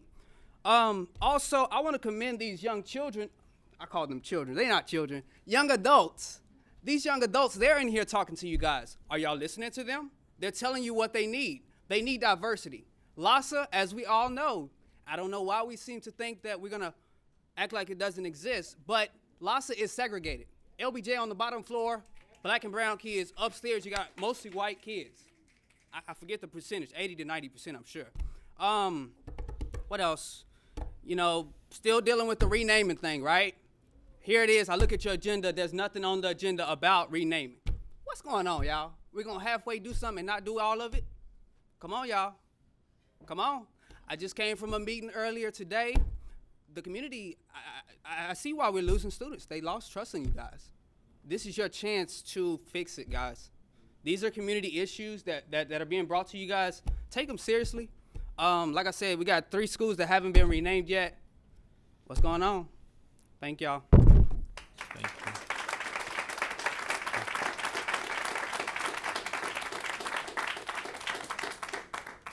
Good evening. I'm sorry I missed the last board meeting. I'm sure you are too. And my comments would be, they're short, they're 5, and they're the least eloquent comments you'll hear tonight. First of all, thank you for working out Andrews. The new principal seems to be doing good. The former principal should not be reassigned inside the administrative mausoleum, but dispatched. Anybody with her attitude toward immigrants and bullying tactics should be dispatched forthwith. And of course, the question is, why AISD did not effectively intervene earlier. Why did this spark turn into a conflagration? What is it that goes on that we end up with principals like this on the East Side? Point 3, when you're considering your equity officer, it needs to be somebody with cabinet level position, cabinet level authority, and somebody that has a bite to do the job. Point 4, I haven't heard anything at all about the top 5 plan. The top 5 students from each elementary school would automatically move over to the magnet school, sort of like the top 10 plan that UT has. Point 5, today is Earth Day. In the schools I see, work in, obviously don't know much about recycling. You don't see separate containers for recycling, for paper, for plastic, nothing for composting. Not only is it important to our environment, of course, this is a big issue these days. This is probably a critical issue in terms of the existence of the people who come after us.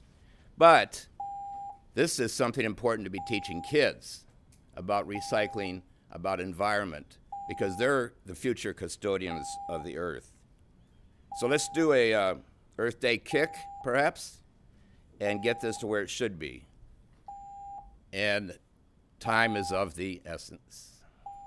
Thank you. Thank you.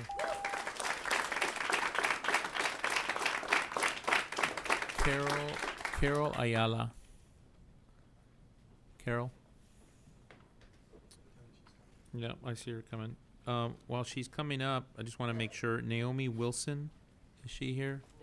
Margarita Aguilar Sanchez? Fernanda Ramos? Or Roxanne Evans? And if not, Carol, you'll be the last speaker, and then there'll be one other person from the list, the backup list, Dulce Hernandez, and then that'll be the final speaker. Hello, my name is Carol Ayala. I'm a former teacher of this district. I resigned after being trained under the Welcoming Schools teacher program at Odom Elementary. I co-founded Concerned Parents of Austin, now Texas, because of the district's decision to bring in welcoming schools without parental notification or consent. This board approves of the national sexuality standards, and I want you to and is now currently considering the Get Real curriculum at the Student Health Advisory Council, or SHAC, for implementation next year. We are encouraging all parents to opt out of this year's sex ed now and at the beginning of the next school year. Here's an example of what the 7th graders will be learning under the Get Real curriculum should you approve it. This curriculum teaches children they are entitled to have a right to sexual pleasure or encourages children to seek out sexual pleasure. It fails to present data on the multiple negative potential outcomes for sexually active children. Sexual behavior usually involves touching oneself or another person in ways that cause sexual feelings and pleasure. Sexual behavior includes many different ways of touching. It can range from holding hands or massage to masturbation or intercourse, vaginal, oral, anal, from page 7.47. What are some positive outcomes of becoming sexually active as a child? When the time is right. Pleasure, increased intimacy, ability to take on responsibility, page 7.75. Masturbation is when people touch their own sexual organs for pleasure. It can be a way for people to explore their bodies and discover what feels good to them. A person can choose to masturbate or choose not to masturbate throughout his or her life. It's a healthy and natural exploration of one's body, page 7.131. If you're going to pass such material, you should know what it is you're passing. Contact our website, parents, at www.concernedparentsoftexas.com for opt-out forms. Thank you. Last speaker is Dulce Hernandez.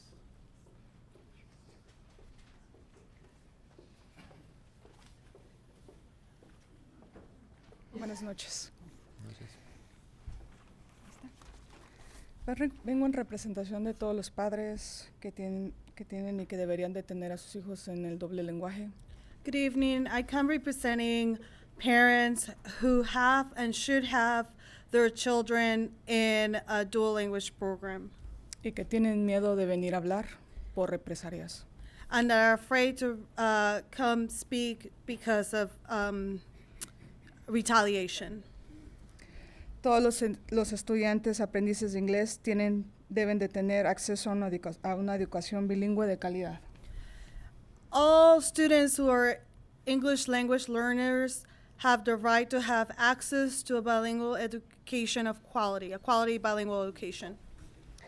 El servicio de dislexia debe ser completamente bilingüe para los niños aprendices de inglés. Es inaceptable que solamente provean entrenamientos y servicios en inglés después de cuarto grado. Dyslexia services should be completely bilingual for children who are English language learners. And it's unacceptable that these services are only provided, trainings and services are only provided in English and after the 4th grade. Si el Departamento de Dislexia recibió $1 millón en subsidios, debería de invertir por lo menos la mitad para crear programas de calidad para nuestros niños aprendices de inglés. If the dyslexia department receives $1 million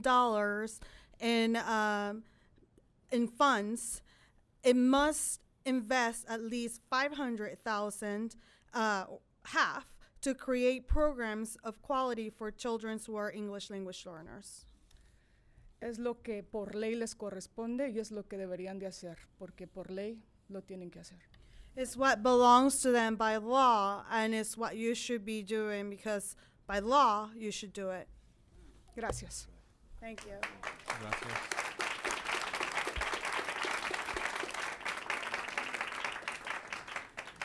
Gracias, Señor Hernandez. This concludes the public comment. And trustees, any questions or clarifications regarding public comments? I'm looking to my left here. Oh, Trustee Taish, were you pointing for her? Okay, got it. But then you as well. Okay, Trustee Taish. First of all, I'd like to push our administration to find more money for our teachers and to include our classified in that pay raise. I think that as a former teacher, I certainly understand where the value was placed on my salary.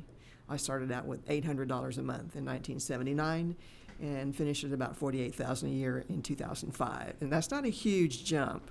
So I would push our administration to find that money that we need to show that we value our teachers and also our classified staff, because I know as a teacher we can't go very far if we don't have custodians and all the support staff that keep our children and our staff functioning at an optimal level.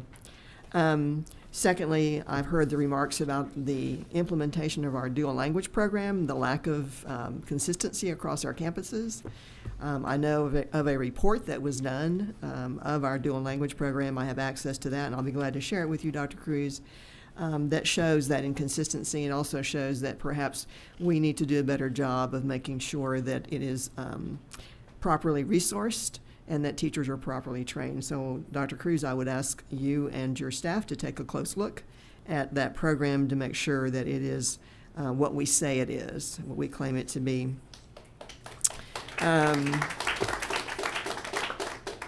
And also, I continue to be concerned about our Office of Academics reorganization. I mentioned that at our work session. I don't think that was fair to the employees in the way it was done. And I'm very concerned, particularly since we already have evidence of someone resigning. So I think we need to look into that, rethink that, and truly be a school district that values collaboration and input and not just give that lip service. Thank you. Trustee Letitia Anderson. So I will echo those concerns as well. You know, we talked about, us doing something to ensure our mental health What do you think it does to one's mental health when they have to be concerned about how they're gonna make ends meet because they're not making enough? Or when they have to go through a reorganization process and having to reapply for their job. You know, what do you think that does to one's mental health? So I would just say, slow it down. You know, we always talk about those unintended consequences. You know, I'm not for anything that disrupts the front line. You know, I'm not an educator, and my hat goes off to those who have chosen to be. But give them the tools, give them the resources, and put money behind it. All right. And secondly, dual language.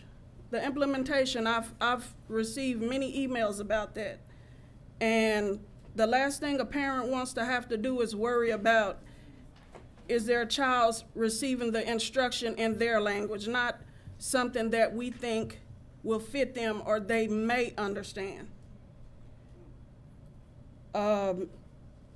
Principal at Andrews reassigned, please look into that.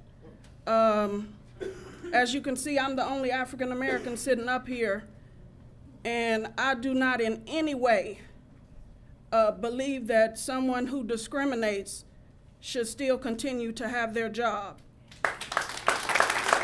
That is not the message I want to send to anyone at all.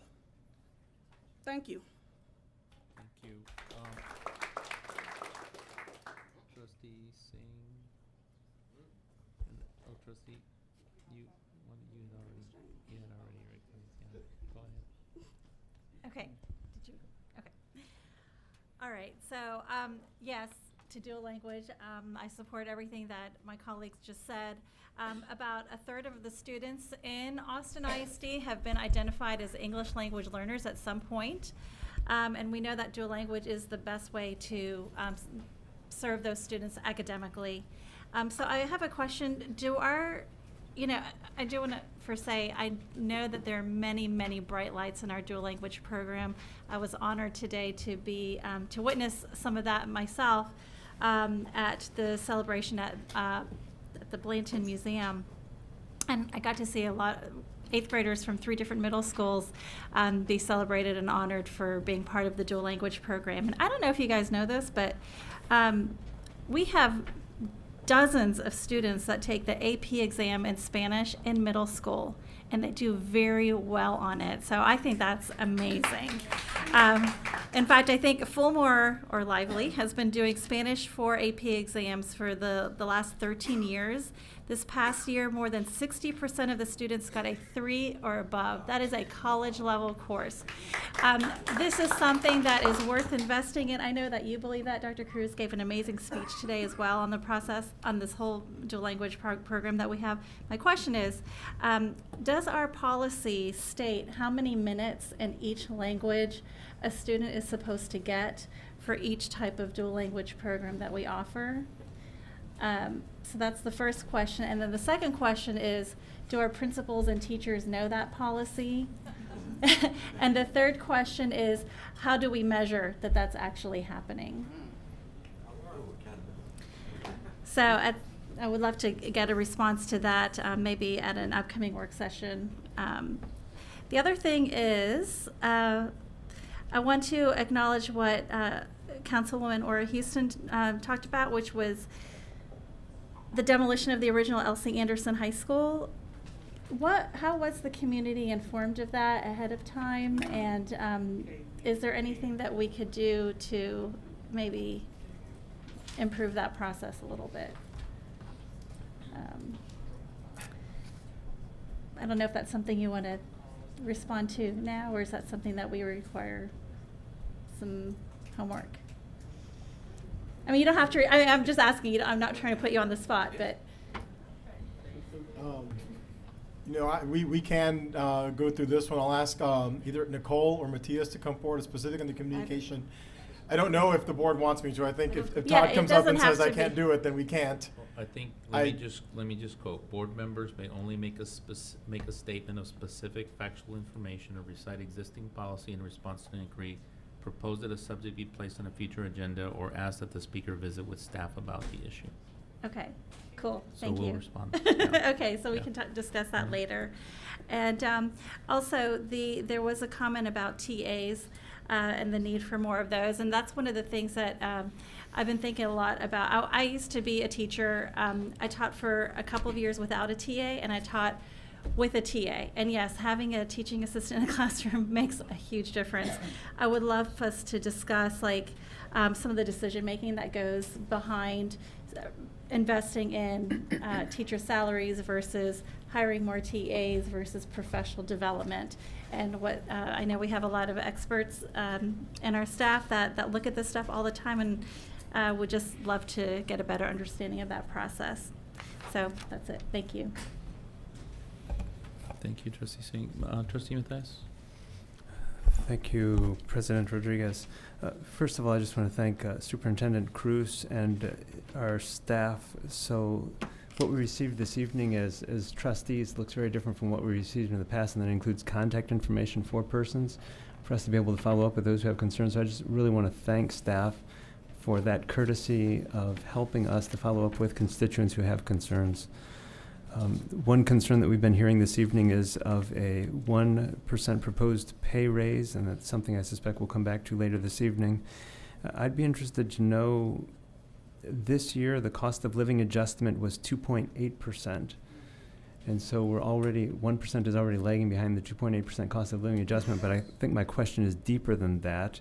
You know, if we're able to find some data on the last 10, 15, 20 years of how our district has or has not kept up with the cost of living adjustment, because that is a real issue for all who work with our students as they're trying to meet expenses with what it is that the district is sharing with them for their sharing of their time with our students. Ms. Hernandez had spoken in Spanish of the fear. I don't know if administration might be able to help us to explore that a bit, but it certainly from this trustee's perspective is a concern when there are parents who purportedly don't appear on an evening like this out of fear. So I would hope maybe the Superintendent Cruz, Dr. Cruz, that you might be able to help to assuage concerns in that respect. The claim that only 13 of 44 dual language schools actually implement dual language is certainly of concern, but I'm sure that your staff is taking those concerns seriously. Like Trustee Singh, I refuse to believe that the Anderson community was not informed of what was happening there, but I look forward to a follow-up in that respect. Certainly, this process of reinvention has had persons coming to us at different stages with different knowledge of various communications. School closure euphemisms. One speaker addressed the euphemisms that we continue to use with school closures. Mr. Maldonado said, if you're going to close schools, you can just tell you we're going to close schools. And I think that our latest round of community engagement efforts, to be clear, we're hearing our staff saying it could include school closures, and maybe the message is even more strong. Let's all go to the two conversations that we have this week to hear what's being said. And I just want to tip my hat as well to Mr. Harrington. It is Earth Day, and of all of the days that we should be celebrating because of the impact on our students, I think it is Earth Day, and I would want to congratulate this board for steps that I've seen recently. We used to order food in all sorts of plastic containers that somehow made it into the trash and then into the recycling. This board has taken steps. So on Earth Day, I just want to congratulate this board, but also to challenge this board for anyone who is looking at a binder filled with lots of paper instead of a computer screen. Mother Earth is crying. It's Earth Day. Let's think about our kids and grandkids. Thank you, Trustee Matthias. Any other trustees have any comments? Okay, if not, I know there's two things I wanted to mention. One, I think in terms of putting on another agenda, I think the dual language issue and all the questions probably bring up at least a conversation in our operations committee about having a discussion about how we move forward with that, whether it's an education session or a work session item. I think the other one too, and I want to also thank Mr. Harrington for bringing up the issue of Andrews Elementary School. The administration superintendent spent 3 separate days there. I happened to be there for 2 days, a Thursday and a Friday, and I really appreciate the time and attention the administration put into it. I also want to say that we spent 2.5 hours on Thursday meeting with about 60 parents and teachers, and apologized for the way they were treated. I think we have a school district and board of trustees that expects a culture of dignity and respect, and I apologized to those parents and those teachers for the experience they had. And the next day, we met with several of the parents who simply asked us to make sure that we had a librarian to ensure that the parents could. One parent said that they all they wanted to do was take 12 books a week out for their child to ensure that they read. And so I really appreciate the administration responding back to them as well. So if there's not any other questions or comments, I want to thank the trustees for their questions and clarification again around the public comments. And we'll now move to the consent agenda. So please note that administration has pulled consent agenda item 12.7, termination of professional employees at end of probationary contract. Are there any consent items that trustees would like to pull for a separate vote?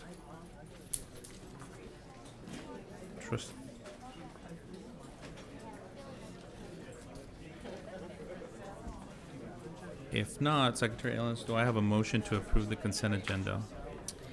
And if you wouldn't mind clarifying the items that we're approving. Yes.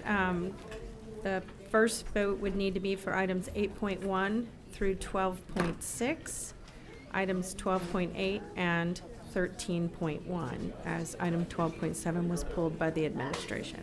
Which one was pulled? I'm sorry. 12.7? 12.7 was pulled.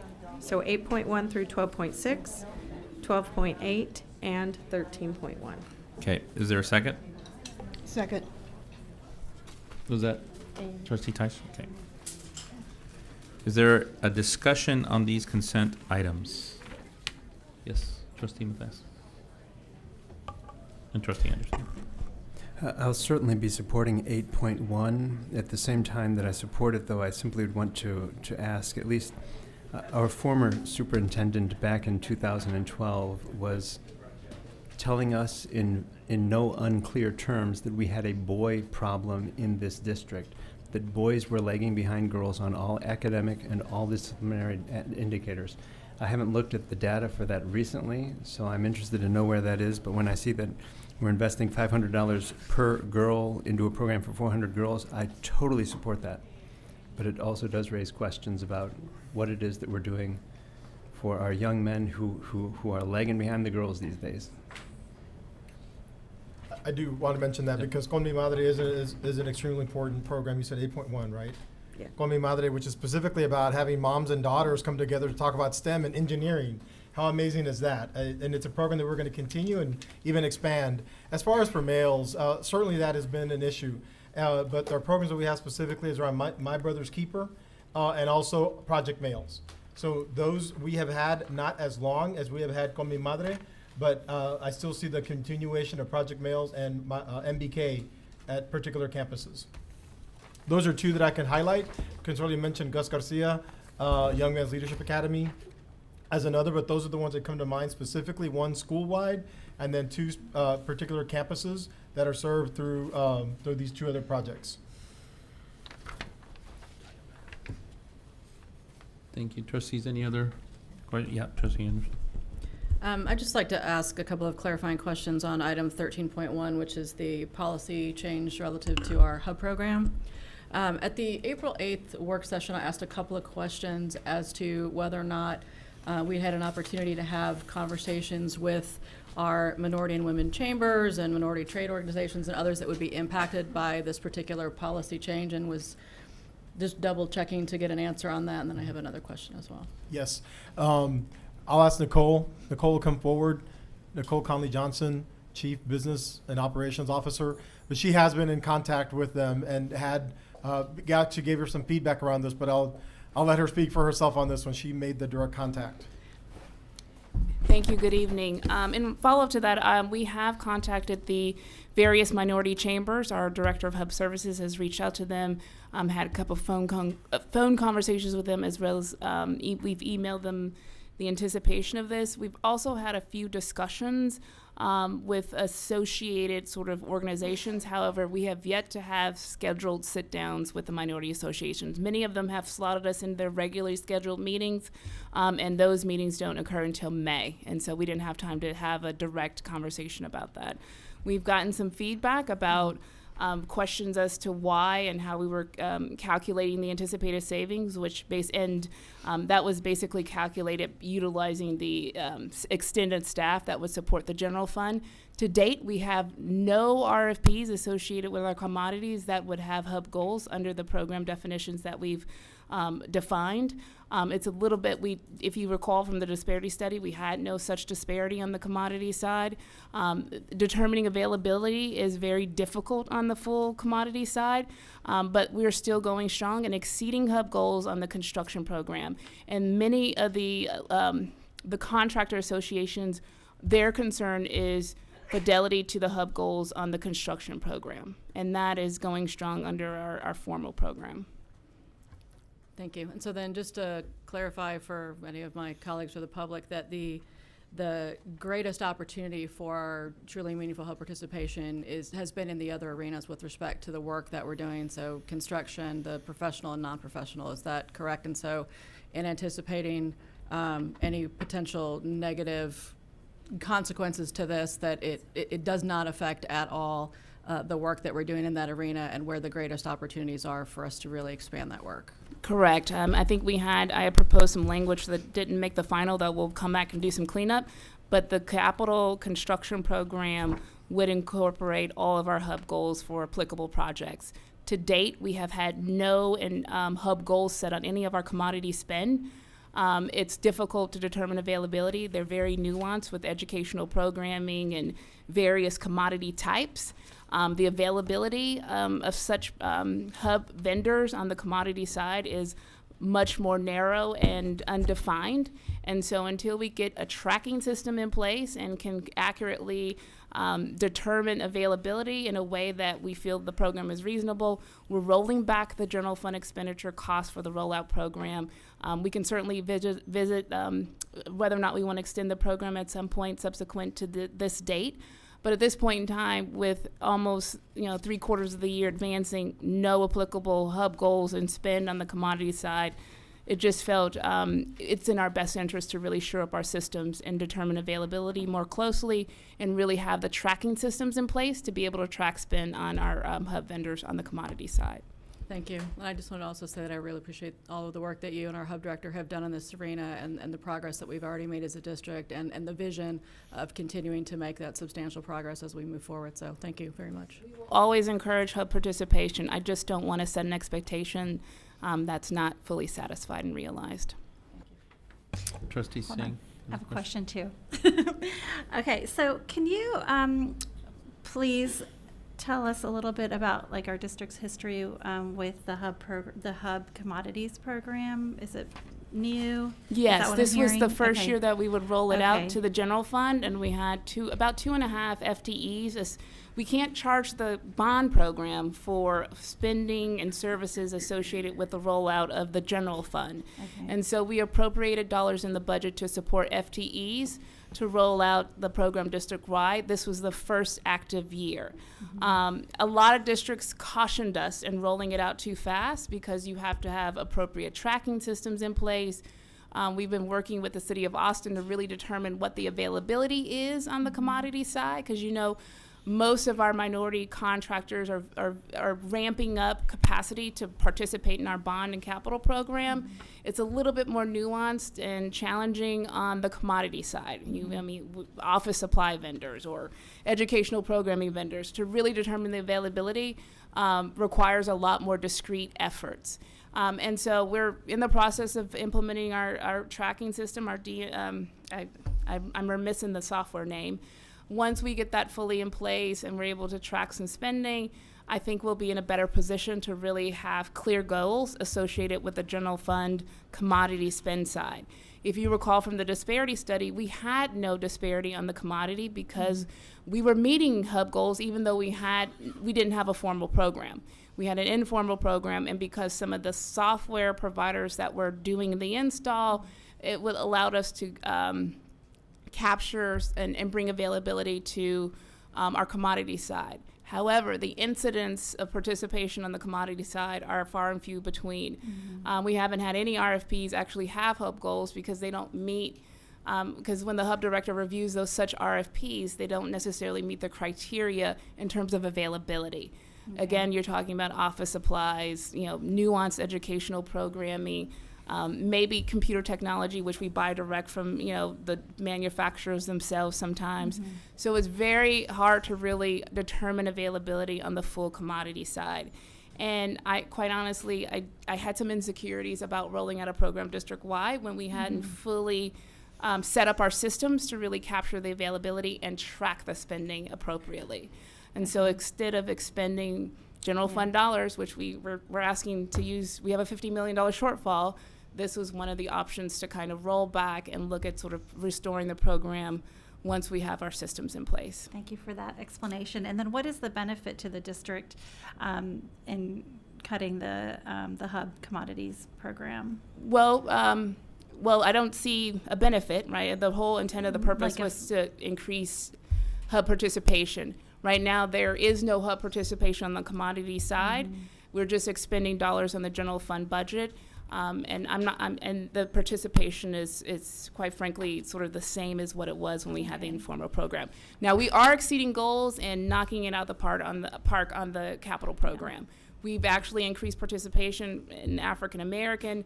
We're just trying to strengthen our efforts around our Asian American community. I feel confident that on the capital program, we're actually going to exceed the hub goals. Thank you. Trustees, any other questions? Trustee Letitia Anderson. Not really a question, but a comment. I'm glad you mentioned African American because you literally took the words out of my mouth. I've heard all too often the difficulties African Americans have in getting contracts with the district. So please continue to keep an eye on that, and please continue to work with the chamber. Thank you. Thank you, trustees. Any other questions? If not, having a motion by Trustee Ellens and a second by Trustee Teish. All those in favor, please raise your right hand. All those opposed? All those abstaining? So showing 8 votes for and Trustee Singh abstaining. Thank you very much. So Secretary Ellens, do I have another motion? Actually, I have 2 more. For items, here they go down to number 7. So items 14.1 through 14.4, I move approval. Second. Who was that? Yeah.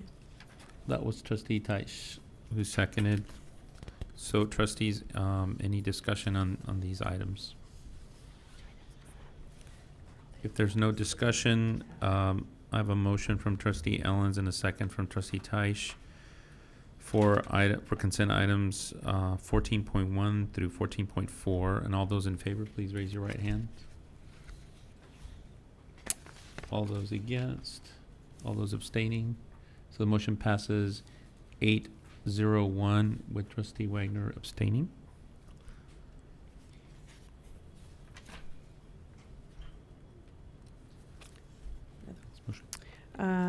I move to approve item 14.5. Second. Trustees, any discussion on item 14.5? If not, having a motion by Trustee Ellens and a second by Trustee Teish for item 14.5, all those in favor, please raise your right hand. All those against? All those abstaining? So the motion passes 8-0-1 with Trustee Ellens abstaining.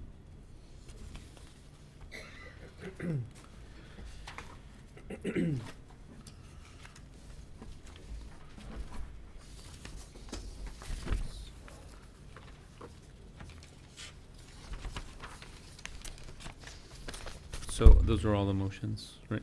Okay. So next, we're going to move on to the last item on tonight's agenda under the superintendent's report, and there'll be a presentation of the FY 2019-20 preliminary budget and multi-year stabilization plan. Dr. Cruz. Thank you, President Rodriguez and board members. As Nicole Conley-Johnson comes forward, and also Fernando Medina and Michelle Cavazos, as they come forward, I want to make sure that we hit on some key points and also respond to some questions that came at a previous meeting, and to maybe even address some of the questions that have come up tonight. I want to make sure we're ready and set to go on these particular items. If you look at your attachment, for attachment 1, that's behind the budget report, in here are the key items that are newer items we're moving forward. As far as where we are today, this represents the discussions that we've had, and it'll probably look different before the board gets to approve it in June. In fact, I can assure you it's going to be different, because we are finding out even as late as last week that there are changes even coming from money that we thought we were going to receive from one funding source that we're not anymore. And then that brings in some pressures onto the local budget, but we feel that they're important, that they are also necessary. But we want to maybe, I'll ask maybe the board members have some questions about this one on page 3, or attachment 1, page 3. As far as a pay raise, right now what we've done is prioritized teacher pay. That does not mean that we are not considering and in consultation around pay for other employees. This represents where we are today and represents the Thrive, Read, and Excel.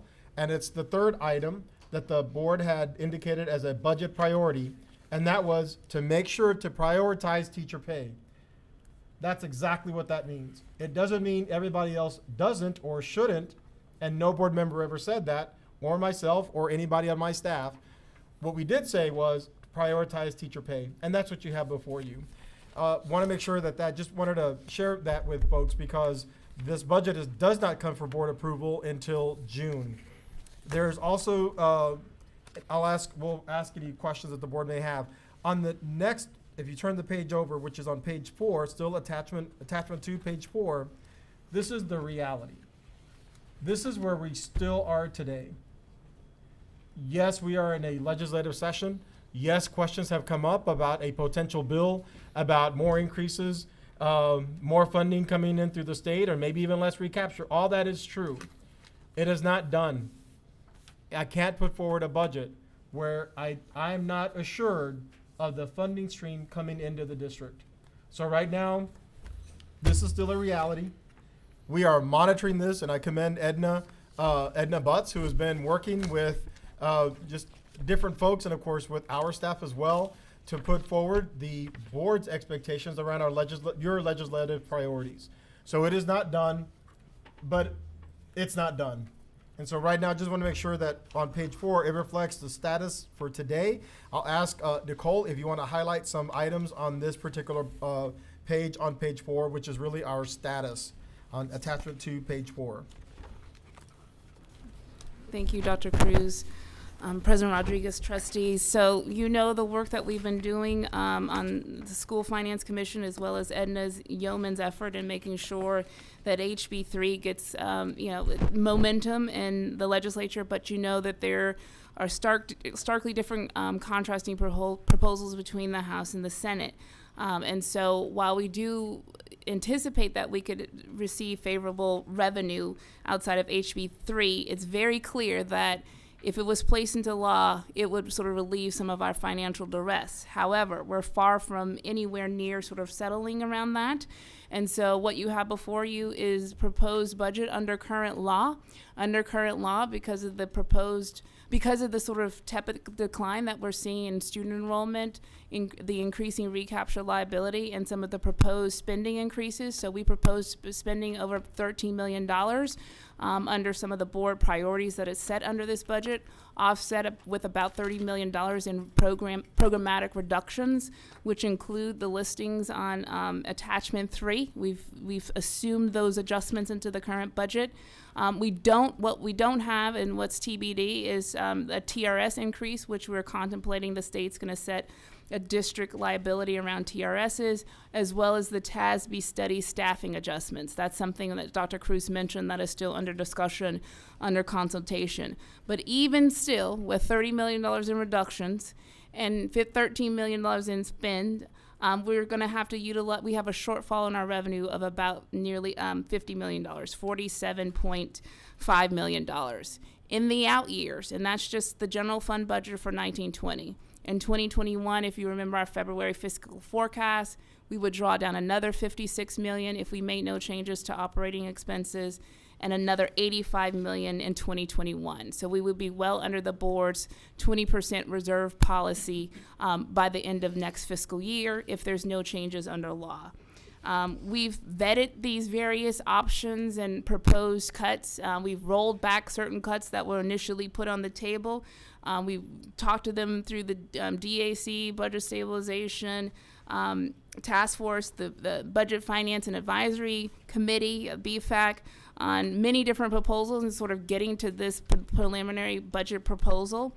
While it does include some adjustments to central administration and some assumed reductions in terms of what's going to happen through consultation, we still don't break even under these proposals. So I would caution trustees to kind of consider that, any sort of certainty around what's going to happen in the session, because that won't be fully resolved till May 27th. And then some have even talked about the possibilities of a special session depending upon how far and wide the governor is with the House proposal. The House proposal serves us well. Again, the Senate proposal does not. We calculated that just one of the element changes in the Senate proposal, which requires us to spend monies on teacher salaries only, and also it rolls back use of the prior year to current values. That would reduce options for reduce funding availability to us about $75 million. We did the analysis and provided to Senator Watson so he can inform his colleagues on the Senate to reconsider some of the elements under the Senate proposal. We think that they're going to take up HB 3 this week, but even still, it has to go through both. It has to get voted out of both houses, and then ultimately the conference committees. And so I just say all this to say that we can't spend money that we don't have under law. The $50 million draw on our reserves will satisfy the proposed increases in the budget, but it also includes about $30 million in cuts, which no one wants to do, but we know that it's necessary considering our fiscal conditions known at this point in time. The total budget is about $1.7 billion when you look at general fund, debt, and food service. The expenditure budget for the general fund is about $1.5 billion, with Chapter 41 representing nearly $795 million, an increase of $121 million, 51% of total operating expenses. When you look at the money that the district has to operate in this preliminary proposal, it represents a decrease of $18 million over the prior year, or a cut of 2% of prior year operating costs. And then again, that $18 million is generated by $13.1 million in proposed increases, which is on attachment 3 in the up top, offset about $30 million in reductions, which we all know are difficult, but I would say necessary and prudent, considering what we know under current law and our finances. So we will be, presumably, if no changes were happening in the legislative session, which it's highly unlikely, but we just don't know between the House proposal and the Senate proposal what the revenue offset could be. Again, if the Senate proposal were to pass, we can only spend the money to fund teacher salaries. I'm not even sure that we would be able to satisfy and offset our deficit fully under the Senate proposal. HB 3 is much more generous and gives us more flexibility for how we treat salaries. It allows us to utilize an apportionment of our increases on all salaries for all staff. We do pick up substantially more revenue. However, the tax cap, which was approved by Senate, imposes a 3.5% cap. There was a funding swap proposal that Chairman Huberty is trying to get traction under to kind of replace and do some swapping of the revenue. But again, it's just too early to tell whether or not that's even going to make it out of committee to support HB 3 funding elements. So that concludes my sort of formal report, formal presentation of the preliminary budget. We've had a lot of community conversations preliminarily on the budget. We started in November with DCCE through February. If you recall, through budget stabilization, we contemplated many different funding cuts that were not advanced in this preliminary budget. We talked about ratios and classes and sixth grade. None of that was advanced forward in this preliminary budget. And so we're working with DCCE to talk about how we're going to update the condition of the budget with the community so that they can stay apprised and not necessarily overburden community conversations at the same time when we're having dialogue about the school changes. So we'll keep updating the budget accordingly. We're going to present the recommended budget in early May. And even still, we might have changes by the time the board is scheduled to adopt the budget. I think in June 17th is the date. Right. So Thank you, Nicole. So it's still in play. That's the big takeaway. I do want to make sure that the board and our constituency, because when we do hear about different bills or proposed, this does still represent a reduction of a little over $30 million. That's exactly what we said back in October, and it's exactly what we're presenting to the board today. Do I want to do this? Absolutely not. I don't. But I know I need to. I need to present a budget to the board that will get us to a fiscally sound position to continue our work moving forward. Do I want to include more pay for teachers and for all of our 12,000 employees? Absolutely, I do. But then I've got to come around. You're going to ask me, where am I going to get the money? Where I'm going to get the money is 30 million of that. That's where we prioritize teacher pay. We're still very focused on 3 board priorities, budget priorities. One is to make sure that all students are thriving in exceptional schools. Thriving, reading on grade level by 3rd grade. We actually did take some of that 30 million and reinvested on students reading on grade level. We did. And it's early literacy. And it's cognitive academic language therapists specifically to support students who are dyslexic. Did we do it before? We did some. Do we need to do more? Yes, we do. I fully support that priority because I can't see it any other way. The second one is around making sure that all of our students are in exemplary schools. That is part of that $30 million. Of the rest, the reinvestment of the 13 million or so, in addition to some other items around safety and so forth, that's still also reflected here. The third piece around pay, prioritize teacher pay, a little over 3 million, that's also in here. We're going to continue the conversation. But this budget, right now as it stands, still reflects a $30 million cut for this next year. We did prioritize around reading on grade level, prioritize teacher pay, and support campuses that are struggling. And that was a comprehensive design. This budget still reflects those expectations from this board. We're not going to move away from it. I will not move away from it because it's exactly what the board said. We're going to continue with it. It's still in play. What we will do also is look at with any other potential revenue streams or a change in the money coming into the district based on legislative action that's coming forward. We'll have another little side here that includes the what if and prioritize it. Because even that some of that money comes back in, we still have to focus on student performance expectations.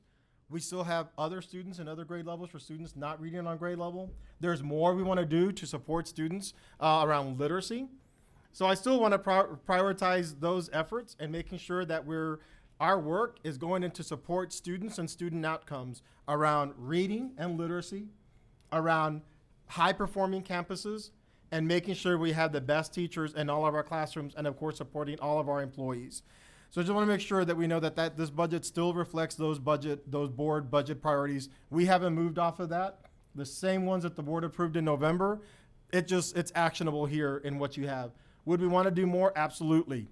But that's what's still in play at this point. And this would come for final approval to the board in June, but we're going to continue the conversations with our communities and our constituencies. So with that, we'll open it up to any questions that board members may have. Tonight, it's strictly information. There is no board action. Trustee Letitia Anderson and then Trustee Singh. I will still urge my concerns about Twilight. Have had it not been for a program like Twilight, I would not be sitting here today. So I would like to know, in this repurpose, is it gonna make it harder for those students that wanna graduate to get in the program to graduate? And is it gonna be located on specific campuses? Is it gonna be further away where a student has to, those who ride the bus? So I would just ask to really reconsider reducing Twilight. So, Trustee Anderson, I thank you. I'm so glad you brought that up. I wanted to mention that one specifically. We're not doing away with Twilight. We are not. It is a modification to the program. That's one of these that I take a lot of pride in it because I know why we brought it in and I know why it exists today. Expectations are different from when we started to where we are today. We are going to continue with Twilight. That will be a change in the program. I'll ask either Michelle or Dr. Williams to respond to the specificity. We had to notice that, but I went out a little bit late, so I apologize for that. But we will keep Twilight for this next year. Michelle, yeah, so, thank you for that question. And what the clarification I can provide is that there was the campuses will still get their same allocations that they received this year to implement their Twilight programs.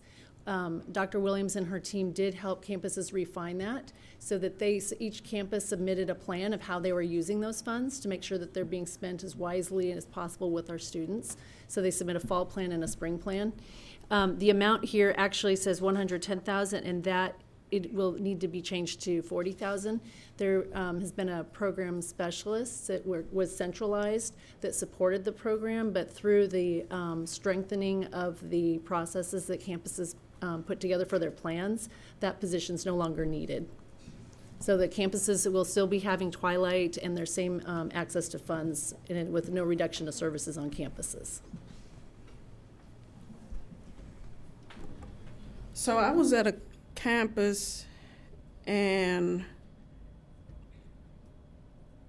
I was told that it was going to stop in May.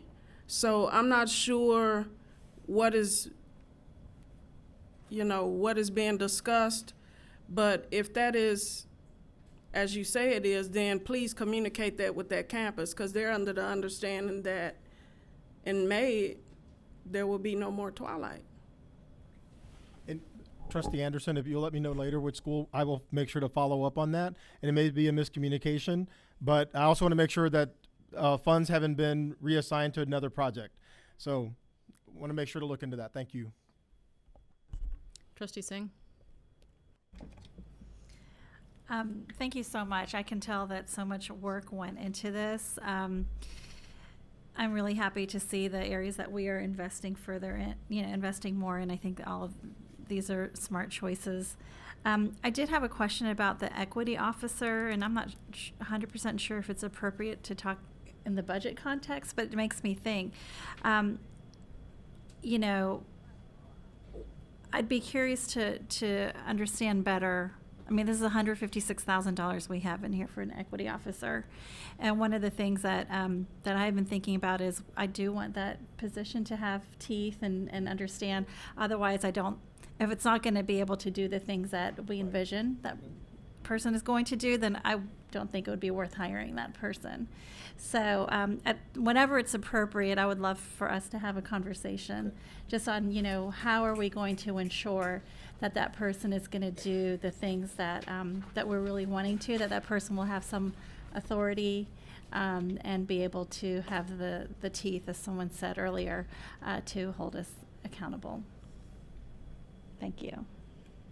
Trustee Ellens and then Trustee Wagner. Thank you. That's a little bit off the Twilight. The other program that is on here that I'm seeing some reduction in is the GPI programs. And thank you for the clarification. It just says supplies and materials. But I'm wondering if the board would consider sort of an education session, if you will, on these recovery programs. Credit recovery programs, because it's been a while since we've learned about them, and I feel like y'all are doing a lot of work around them, and I'm wondering if that is something we might consider as a topic to learn about. I don't know if we're still doing education sessions, but I'm interested to know because I feel like there's so much opportunity and possibly even, from what my understanding, some of the cuts that we're seeing are not that we're reducing the program, we're just changing them. So I'd like to learn more.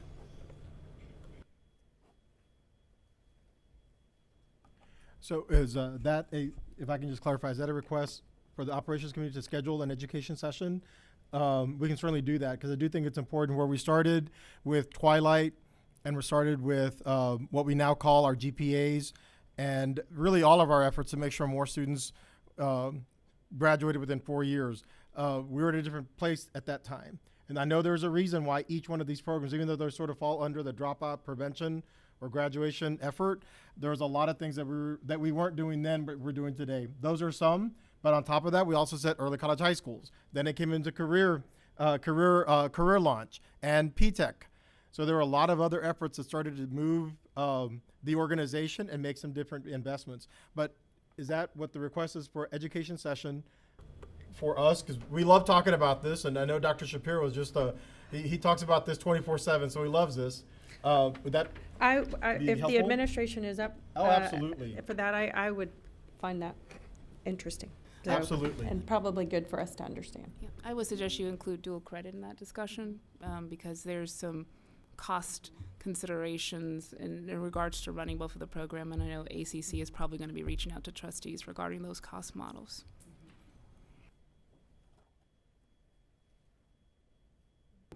Okay, my turn.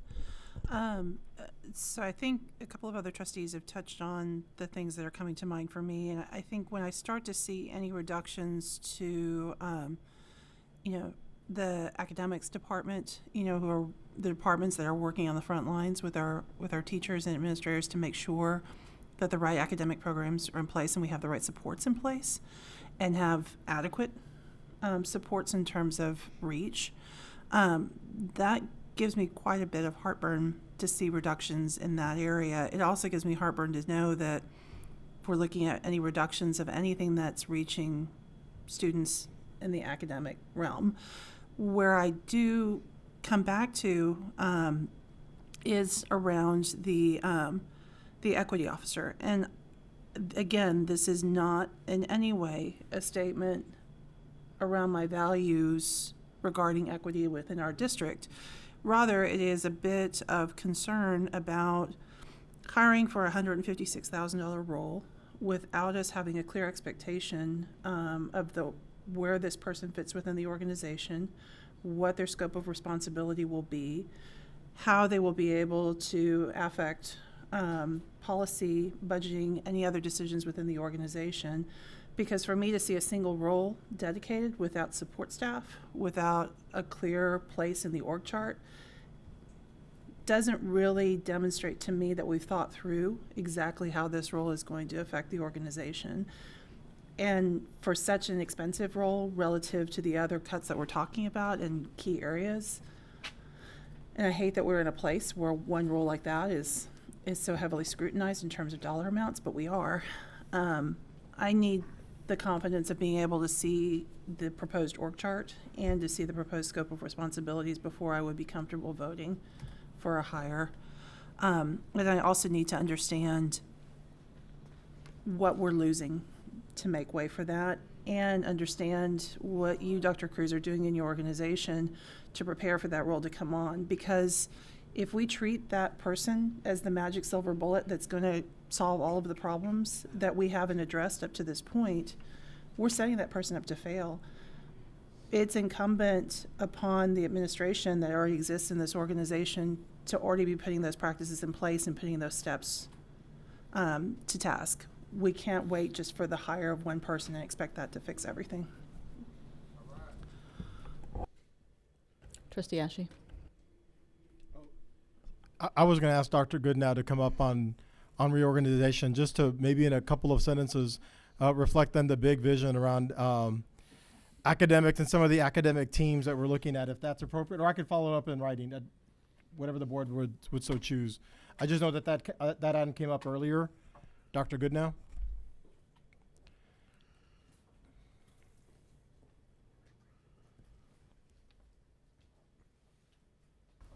Good evening, trustees. I think what I, in a couple of sentences, want to point out is that this redesign and this reorganization really is a reinvestment. And so we're looking at reinvesting into early childhood, which traditionally in this district been just pre-K and K.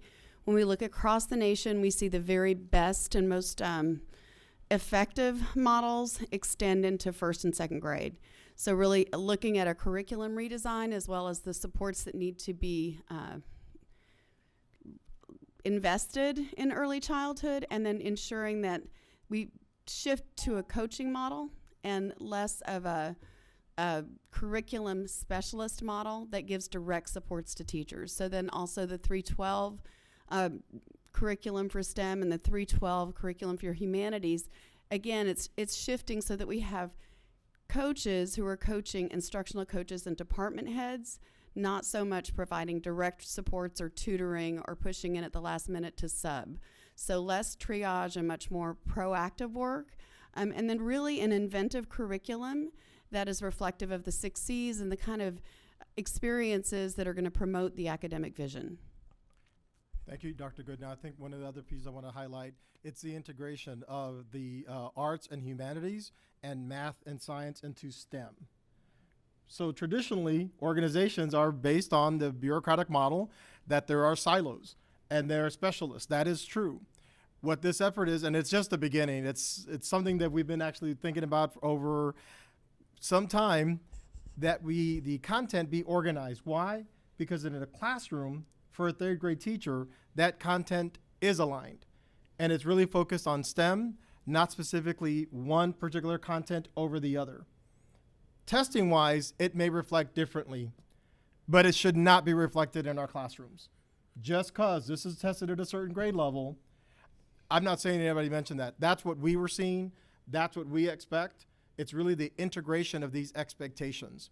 And so when we talk about the 6 C's, those are student expectations. How we get there is through certain curricula known as language arts, math, science, social studies, physical education, health, but it's the integration of those expectations that then rise up to then support students around those 6 C's: collaboration, communication, connections, cultural proficiency. Those are the real world student outcomes that we're after. To have more staff, I'm sure Dr. Goodnight would say, actually, I want more staff. But we did prioritize schools. That is one thing we also talked about. Make sure we're not impacting schools. So this is, at this point, at the least impact we could have to schools, not touching the teacher-student allocations of 29-to-1, keeping that still. Not changing any other allocations at elementary, it's keeping it still. And there were just choices. So I do look at this work still continuing in this effort around the alignment of humanities, language arts, and STEM work. Just earlier we were in a meeting that was focused on STEM outcomes, not one content over another. You did it in 2 minutes and I did it in a whole bunch, right? But I just want to make sure that is a change piece for us though. The reality is it happens like that in a classroom. We're just trying to align our work to make better reflect what goes on in the classroom. So Trustee Wagner, I think you had a clarification question. Yeah, and I'm hoping when we're talking about budgets, if we can get beyond talking about various philosophical things like this, the 6 C's, I think what would be really beneficial for me to understand is what are we specifically talking about in terms of staffing realignment to support particular areas of need? So if I can break it down generally for you, but we're really looking at a reduction overall in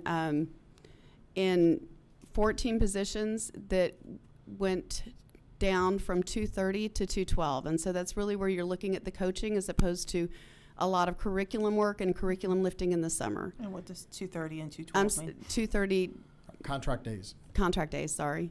So can you help me so we understand reduced contract days from 230 to 212 for 14 different positions. So that's a change in 18 days for those 14 positions. And we realigned so that we had only 3.5 staff that were serving social studies. So when you think about social studies curriculum as being one of the places we see that students see themselves the most, it's really one of the places we can do some of the biggest lift for cultural proficiency inclusiveness, because you're dealing with history, you're dealing with community, you're dealing with standards that are truly personal to a child's identity and culture. And so we had 3.5 in social studies, but we had at least 7 or 8, even more, in science. And there's a reason for that. That's something that we saw years ago when there was a big heavy lift for testing in science. So slowly we sort of edged away from social studies that's tested really in 8th grade, and then again in our senior high school, right, in U.S. history. So when we start really thinking about how are we going to do some of the amazing things that we're seeing in Facing History in middle school, the incredible work we're seeing at ethnic studies. We have LBJ teachers right now who are English teachers who are looking at how to integrate ethnic studies into the English 1 classroom. And so in order to be able to support that, it's building then a 312 humanities department that has now 10 people supporting it. It's also, again, looking at the initiative for literacy and dyslexia supports throughout the curriculum. We didn't have that. We had 8 people doing like 3 or 4 different things, 3 different curriculums for dual language, for dual language 1 way, dual language 2 way, and then just a language arts class, as well as lifting literacy and then driving those dyslexia strategies into it. So in order to attend to that, we're looking at the early childhood department and additional FTEs to lift early childhood literacy and whole child efforts. We're looking at 312 humanities to do the integrated curriculum, and then 4 more coaches who are going to attend just to dyslexia and literacy across all content areas and disciplines. So the reorganization did realize some overall changes, 1.2 million, that are being reinvested in Read by 3 and early childhood, at the same time advancing the vision of the district to really integrate humanities that way. So we attended to some gaps in the reorganization as well. So am I correct in understanding that we have not eliminated the actual number of positions, but where the savings is realized is within the limitations in working days for the existing positions? We did eliminate 12 and a half positions. And so those were realized from leadership, they were realized from the specialist to coaches, and administrative. We're sharing administrative assistants instead of having one for every department head. So there were also changes there that did realize some of the savings. And the specialist coaches that you mentioned, what were their functions? Like what was their day-to-day role? What type of content were they covering? Were they in the schools working directly with teachers? Yes. They varied. So typically we wanted to see about 75% of time in classrooms and about 25% doing curriculum. But depending on, we work very closely with the school's office to determine where those supports are needed. So often you could see our specialists being on the campuses that are considered cohort 1 or cohort 2. We also know that we're seeing maybe some campuses not getting any support at all. So you could quadruple that staff and I would still not have enough. So then again, working closely with the human capital and our chief of school leadership, the emphasis on coaching is different than an emphasis on a direct support or direct interventions with students. I do want to add, it's adding the cults as well, sir. Yes. I did want to add that while the support staff may not be here at Central, we did not change the support at a school. So it's not, I want to clarify on that one, it's not just us that provide that support. Those instructional specialists are also at campuses, and some are that we provide, or a campus may provide based on a special funding source. So I want to make sure that it doesn't mean like it's completely gone away. What we've done is keep the schools intact. That was job 1. Then after that, it's like, well, then what else is then secondary level of support, a tertiary level of support? That's the way this worked. But I wanted to make sure that we don't walk away thinking that there is no support there at the school. And of course, that's also the job of principals and assistant principals. They are the instructional leaders at the campus. That is Ms. Cavazos' vision, that really are the ones who look at classrooms and help and support teachers every single day. And what would you categorize as a special funding source? It could be some of the funding sources that are currently in our budget on the middle school science math initiative, or high school allotment, that we still call it that, but it's not a separate fund. It could be a Title I fund, Title II, some Title III. It could also be a special grant that we have from an outside funding source, an outside provider through the Office of Innovation and Development. All of those are multiple funding sources that would help and support a school based on the needs. And I just wanted to clarify that because I want to make sure that when you say special funding source, you do not mean privately raised funds from a PTA or anything of that nature. These would be funds that would be available and fairly allocated to whichever school needed them the most. Correct? Yeah. It depends on that funding source. So I don't know that any one school, there may be a school out there that has a technology specialist that they fund. But we do have, and if you see in our effort, it's not reflected in the budget because the $1 billion or so is still baked in the budget. We have technology specialists. They actually do support different campuses and go out there.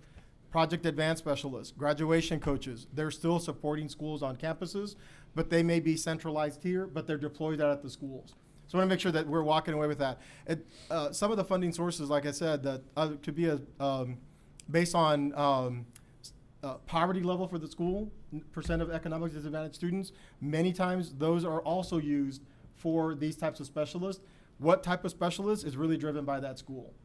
But there may be some other FTEs that may be funded specifically through a campus-generated fund. And the reason I even raise that is, it touches back on the equity officer question, because what I see specifically, like in schools in my district, have the benefit of more robust private funding from their PTAs and their communities, and as a result are able to supplement support positions, whether it's reading specialists, technology specialists, any of those things, and that is widening the gaps that we're seeing within our schools as well. So it for me is making sure that all of our campuses are equally supported, and that's why I get a little twitchy when we start talking about reductions in coaching or how the coaching still lives here but it doesn't live here. I mean, it starts to feel a little like a shell game, and that's why when I'm pushing to get really tangible numbers around what numbers of staff are we talking about and what roles and who is moving where, that would be really helpful for me to understand and just see the staffing numbers and where the moves are happening and where we're achieving those same levels of support, to really feel confident that we're not inadvertently or perhaps intentionally shortchanging some schools from having the same levels of support that they've had previously. So in key areas, that's something that I just would feel more confident seeing the exact numbers rather than talking in a greater visionary way about it. Yeah, I can't say we're going to have the same level of support because there is a reduction of FTEs. There is. And some of those are going to other support areas around literacy, around early childhood. So that's going to be more support in an area based on student needs. So I don't want you to walk away, or any board member to walk away, say everything they had to support this year, they're going to have it again. That's not true. I'm not saying that. I'm saying that these will have to change. I cannot promise you that. I'm not stating that.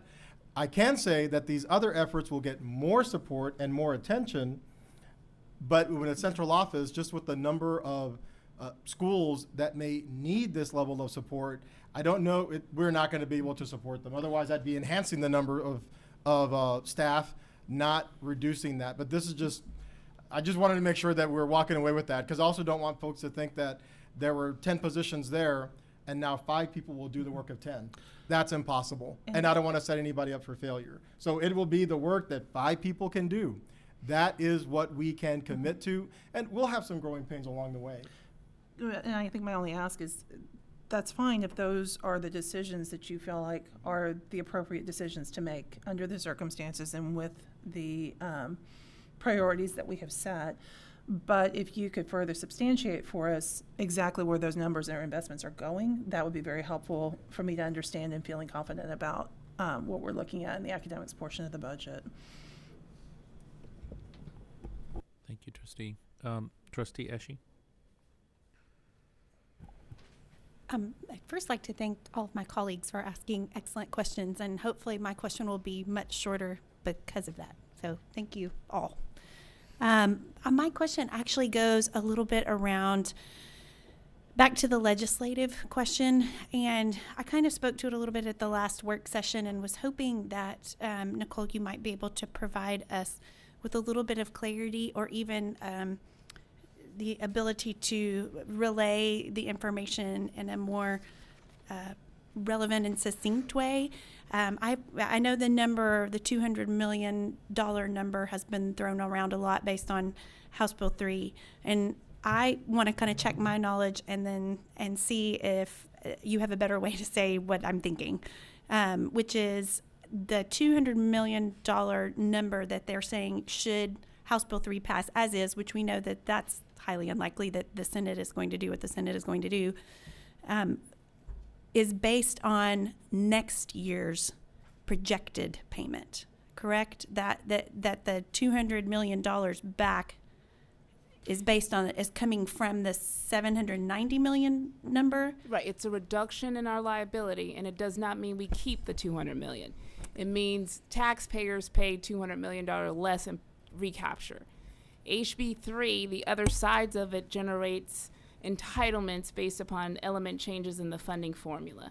And so the net effect of those changes would result in the LBB runs about $126 million in new revenue. However, LBB runs, I can't say that they're succinct because they don't incorporate the reduction in students that we anticipate. So there's that. So the net effect is on the good side plus $100 million, not $200 million. Taxpayers will receive relief. That's even too early to say because you've got the swap idea under HBR 3 from Chairman Huberty, which lowers recapture by $400 million. And so it's hard to say what's going to happen as it relates to, so there's two sides of the coins. There's how much the district gets to run its district based upon the funding elements, and then it's the amount that taxpayers relief, the relief that taxpayers experience. Because as you know, the state has been overly reliant on school property taxes to fund public education. And because of our comments about recapture, the prior current law, the way recapture is calculated, it's a rate. And the rate adversely affects Austin. Because HB 3 has changed up the elements as to how recapture is calculated, we do far better. So it's not this rate that's overcoming our growth. I mean, it's overcoming the student enrollment growth, our cost to operate, and it uniquely adversely affected Austin because we had such high values, student loss, and it was based upon this rate that we could never keep up with. And so they've changed that. And so recapture only speaks to the taxpayer relief. Now, the net effects of the changes under HB 3 would result in the good. We have a $65 million shortfall. We've partially met some of that and got us down to sort of $47 million. So that first 100 million, whatever millions we got, has to cure the deficit. And there are strings attached to the dollars. Both the Senate and the House proposal says how you can use the monies. At one point in time, I had effectively gotten the legislature out of the spending compliance laws. The equity folks wanted to see the spending compliance come back because they want to make sure that the monies are used for supplemental supports. So supplemental support based on the allotments, we're going to have to spend the money on certain programmatic requirements. So it's not fully discretionary money that I can say that we can fully utilize without really seeing how the commissioner is going to promulgate the laws. And so I know that's a lengthy conversation, but reducing recapture at this point in time only speaks to the taxpayer relief. We get relief in the way recapture is calculated under HB 3, and so it will net out to $100+ million to the district, of which $65 million has to cure the shortfall that we're currently projecting. And so based on that, and I think this is the piece that I kind of bring it back to the school changes conversation, because I know that there has been some confusion at the meetings that I went to. I heard some sentiments toward it this evening that if we're receiving I think that was something that said tonight, if we're receiving $200 million, then we need to make sure we're investing that and we're doing that with our teachers. And I don't think that there's anybody that sits on this dais or is sitting down there or is sitting over there as staff who doesn't want to see teacher pay raises happen. And I find that the district is finding itself in a rock and a hard place because in my understanding of this, and I'm kind of wanting to make sure that my train of thought is correct, is that the change to the recapture laws is good for the state. It certainly does help AISD, but it nowhere near cures the financial situation that we find ourselves in. Maybe it does help for a year or two, But beyond that, looking at the long-term picture, there are still some decisions, some tough decisions that we on this board most likely will have to make. Do you feel like that is an accurate representation? Yes, because one, the monies are not fully discretionary, and then second, we're struggling with student enrollment losses. And the core element of the funding law is you're funded for the number of students and average daily attendance. And to the extent that that revenue diminishes year after year, we're going to find ourselves in a position of not being able to afford the current level of operations. And so we have to start looking at adjusting our scope of spend. We can't afford to support the same level of infrastructure when you're going to have 13,000 less students and you're funded by the number of students and average daily attendance. And the school finance laws on both sides of the House and the Senate prescribe the amount of salaries that have to go into pay. So the Senate is telling you can only increase teacher pay. Nobody else gets addressed. House bill is saying you have to address at least 25% of your basic allotment towards increasing salaries at the same level for all employees. So and we have a $50 million deficit. So we've got to cure that shortfall first. And so it would not be fiscally prudent for the district to expend dollars that it doesn't have, nor to expend dollars in a way that is not in compliant with the way the laws are ultimately promulgated by the legislature. And right now, based upon our cursory review, that money has strings attached to it, and we have to spend it according to how the law prescribes. We're not in a position to, at this point in time, expend dollars in ways to our discretion until we fully know what's going to happen, hopefully at the end of May. Great. I very much appreciate that, because I know that it's extremely confusing having kind of sat in the space of the legislature the last few years, and it's difficult for anyone to understand. And so I guess my last request would be it's not an easy one, I apologize in advance, if there's any way to create a layman's terms explanation that can be used to describe what we've just been talking about with multi-syllable words. And how can I, as a trustee, take this message forward, that while what we're seeing, and I am grateful for the forward movement for public education in Texas and the changes that they've made, but be realistic about AISD's financial situation at the same time, and that the LBBs were showing that next year our payment will still be $530 million. And I know that that's subject to change based on what actually passes. But if that's the case, am I remembering correctly that is the payment that we had not this year but the previous year? Right. So we're projecting the LBB's numbers. It's $795. It's in the budget.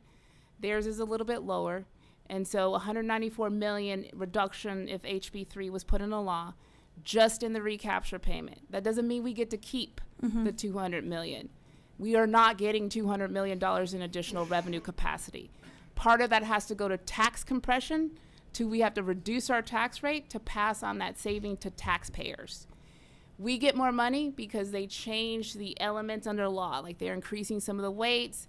The main thing for us is they're changing the way they calculate the recapture liability from a rate to more of a here's your popcorn bucket, you get your entitlement, anything over the bucket we drive, which is better for us than having this rate calculated, because our WADA was going down tremendously and their property taxes were exceeding it 4 to 5 times, greatly more so. And so we can do our best, and maybe this is just about sort of not fully reconciling where the House and the Senate are, because if the Senate has its way, only teachers are going to get a raise of $5,000, and we're still going to have to cut programs in schools just to meet the deficit reality. And so we will do our best to try to explain some of that. I do want to clarify that when I reference an attachment 3, it's page 3 of attachment 1 that has basically this is the best case scenario, and the bottom line, this is the best we could ever hope for, which is probably unlikely. The worst case scenario is our budget reality, the budget proposal that we're advancing for the preliminary budget based upon known funding elements. And so, but I think you're right. Just because you see a lot of newspaper articles and attention about reducing recapture, I think Chairman Huberty said, Austin's going to reduce recapture by $400 million. That's an important goal of mine on the commission, because I know taxpayers in Austin, especially low-income taxpayers, are shouldering more and more burden in their property taxes. I mean, there are people that I've talked to taxpayers who wouldn't even qualify for the same mortgages today when they've been living in their home for the last 20 years. So I know the pain of recapture and being low income in Austin. However, I was looking to sort of satisfy our funding needs and our shortfalls as well. And so it's two different goals under school finance. You can't reduce the burden of taxpayers without reducing the reliance on recapture or property taxes. But at the same time, they've improved the funding elements and funded us for programs based on student needs that weren't previously funded, like full-day pre-K. Right? We finally get some third-grade reading allotment that allows us to satisfy full-day pre-K, even though it's a third-grade reading allotment, which is why it's important for us to invest in third-grade reading, because we're going to be funded on the number of kids who are proficient at third grade. So. Thank you. I appreciate it. Okay, thank you, Trustee Anderson. This one. Cindy Anderson. Sorry, as I looked over there. Sorry. Not to confuse. I just have a couple of questions and comments, and one of the things that might help with respect to both transparency and clarity is, we've got a couple of things on here that are sort of like placeholders because there's pending conversations. Like I would use the salary adjustment as one of them. Consultation is still ongoing. That's not where we expect to be at the end of June, perhaps, but something that maybe does sort of identify that certain conversations are placeholders. And another example I would give of that is the partial pay. At the work session on the 8th, Dr. Medina, you mentioned that you're investigating some other opportunities with respect to either short-term disability or other programs. And so if we could maybe get a timeline on that information at some point, but also indicate that that's a sort of placeholder, if you will, pending further investigation of options and discussion. I think that would maybe make folks feel a little bit better as opposed to thinking that everything on here is equally sort of a done deal, so to speak. I also wanted to reference, with respect to the Twilight and GPA programs, I think one of the things that would help me and perhaps the others, and I appreciate Trustee Ellen's suggestion about a board info session, but not understanding what the overall budgets for those programs are, or staffing or anything else, that's a little bit hard to put into context what the actual implications of the reductions are. And so maybe having some just additional comments that are attached to a budget document like this that provides just a few other highlights or sort of talking points for us that really focuses how on the changes that you're implementing or suggesting are focused on kids, and what ultimately the sort of consequences of these choices are. And to Trustee Wagner's point, when it comes to some of the reorganization stuff, understanding that maybe some of the additions in Read by 3 are specifically coming from the SEL reorg, but to just sort of understand a little bit better where we're kind of moving the pieces around and what we're giving up in order to accommodate the additions in that particular category. And then I did have one question. This one I believe is a new one, but I could be wrong, where it references COSL reorg to maximize efficiencies and support. What is COSL, please? Oh, sorry. That's our Office of School Leadership. Okay. Yeah. And so the reorg in there is really through attrition.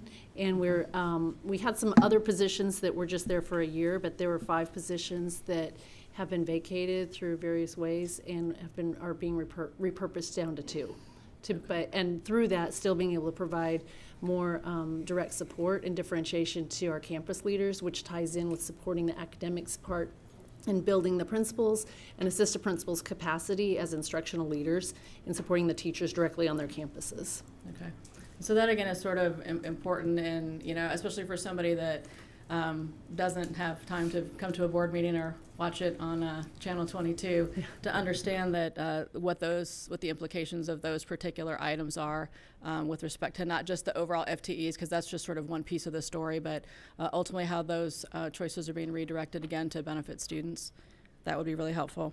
And then with respect to the equity officer comments, you know, one of the things I might suggest is I know, Dr. Cruz, you and your staff conducted a number of community meetings that helped gather feedback from external leaders and community members on helping you craft a profile for that, and perhaps that can be sort of summarized or highlighted and shared with trustees to help trustees get a better picture as to how you see that individual actually working within the organization. As well as I know in the job description, it said that it would be a direct report to your office, but something else that maybe sort of articulates what your vision for that position is and how it addresses the concerns about sort of autonomy and the opportunity to really affect change given the organizational structure and the wide variety of issues, everything from sort of policy to curriculum to restorative justice to diversity hiring, that how do you really see that individual working within the organization? Because as we've kind of all said, and I think I've heard you say as well, that one individual, that's an awfully challenging lift for one individual in an organization of this size. And so just to ensure, again, that this individual has the greatest opportunity for success, I think it would be helpful for us as you continue to move forward in that hiring process to get a better picture of what you see as a vision for that office and how it can be executed with fidelity and with the intent that I think we all have for it. I'd appreciate that. That's all I have. Thank you. Thank you, Trustee Anderson. Any other questions, comments? I know I've got one question before. Any other? Nobody? Going once, going twice. So one, I don't know. I mean, I think we can, it's always important to repeat to our public that the law requires us to pass a budget in June no matter what happens. And with 35 days, 2 hours, and 44 minutes left to the session. Unless they're special. I wanted to ask, given the realities of the budget that you've placed as of today, what percent, and going back to the context that Cindy was mentioning, and I think other trustees have mentioned, what's the percentage of the reserve fund with the budget that you're currently proposing? And I know obviously with 35 days left, it'll change. Can I follow up and get you the exact calculations? I know when we did the fiscal forecast, we were looking at about 65 million, and I think next year we would be below board policy. I think we dropped to sort of 16%, assuming no changes, if we expended the full 65. And then we would be down to 5% of reserves if we did nothing another year. So we would fully deplete, and we'd probably have to borrow. We're anticipating that we'd have to borrow for cash in the subsequent year if we spend down another 60 plus million out of our cash reserves. So I know that we didn't really talk about the out year potential savings, but we did propose some potential out year recommendations for reductions based upon budget stabilization, which included school changes and looking at various scheduling efficiencies. And I mean, I think those things are going to become necessary to the extent that we want to continue to meaningfully address teacher salaries and staff salaries. Thank you. I think as we have 2 more meetings, it's going to be important to put all the context of all this information in front of both the public and our board of trustees as well. Trustees, thank you for that. Trustees, any other questions? So I think that ends that presentation. Thank you very much. Do we have a motion to adjourn the meeting? So moved. Trustee Letitia Anderson moves that we adjourn the meeting. Is there a second? Second. Having a motion by Trustee Letitia Anderson and a second by Trustee Teish to adjourn. All those in favor, please raise your right hand. All those against, all those abstaining, the motion passes 8-0. 8-0-0. And the meeting is adjourned at 9:18 p.m.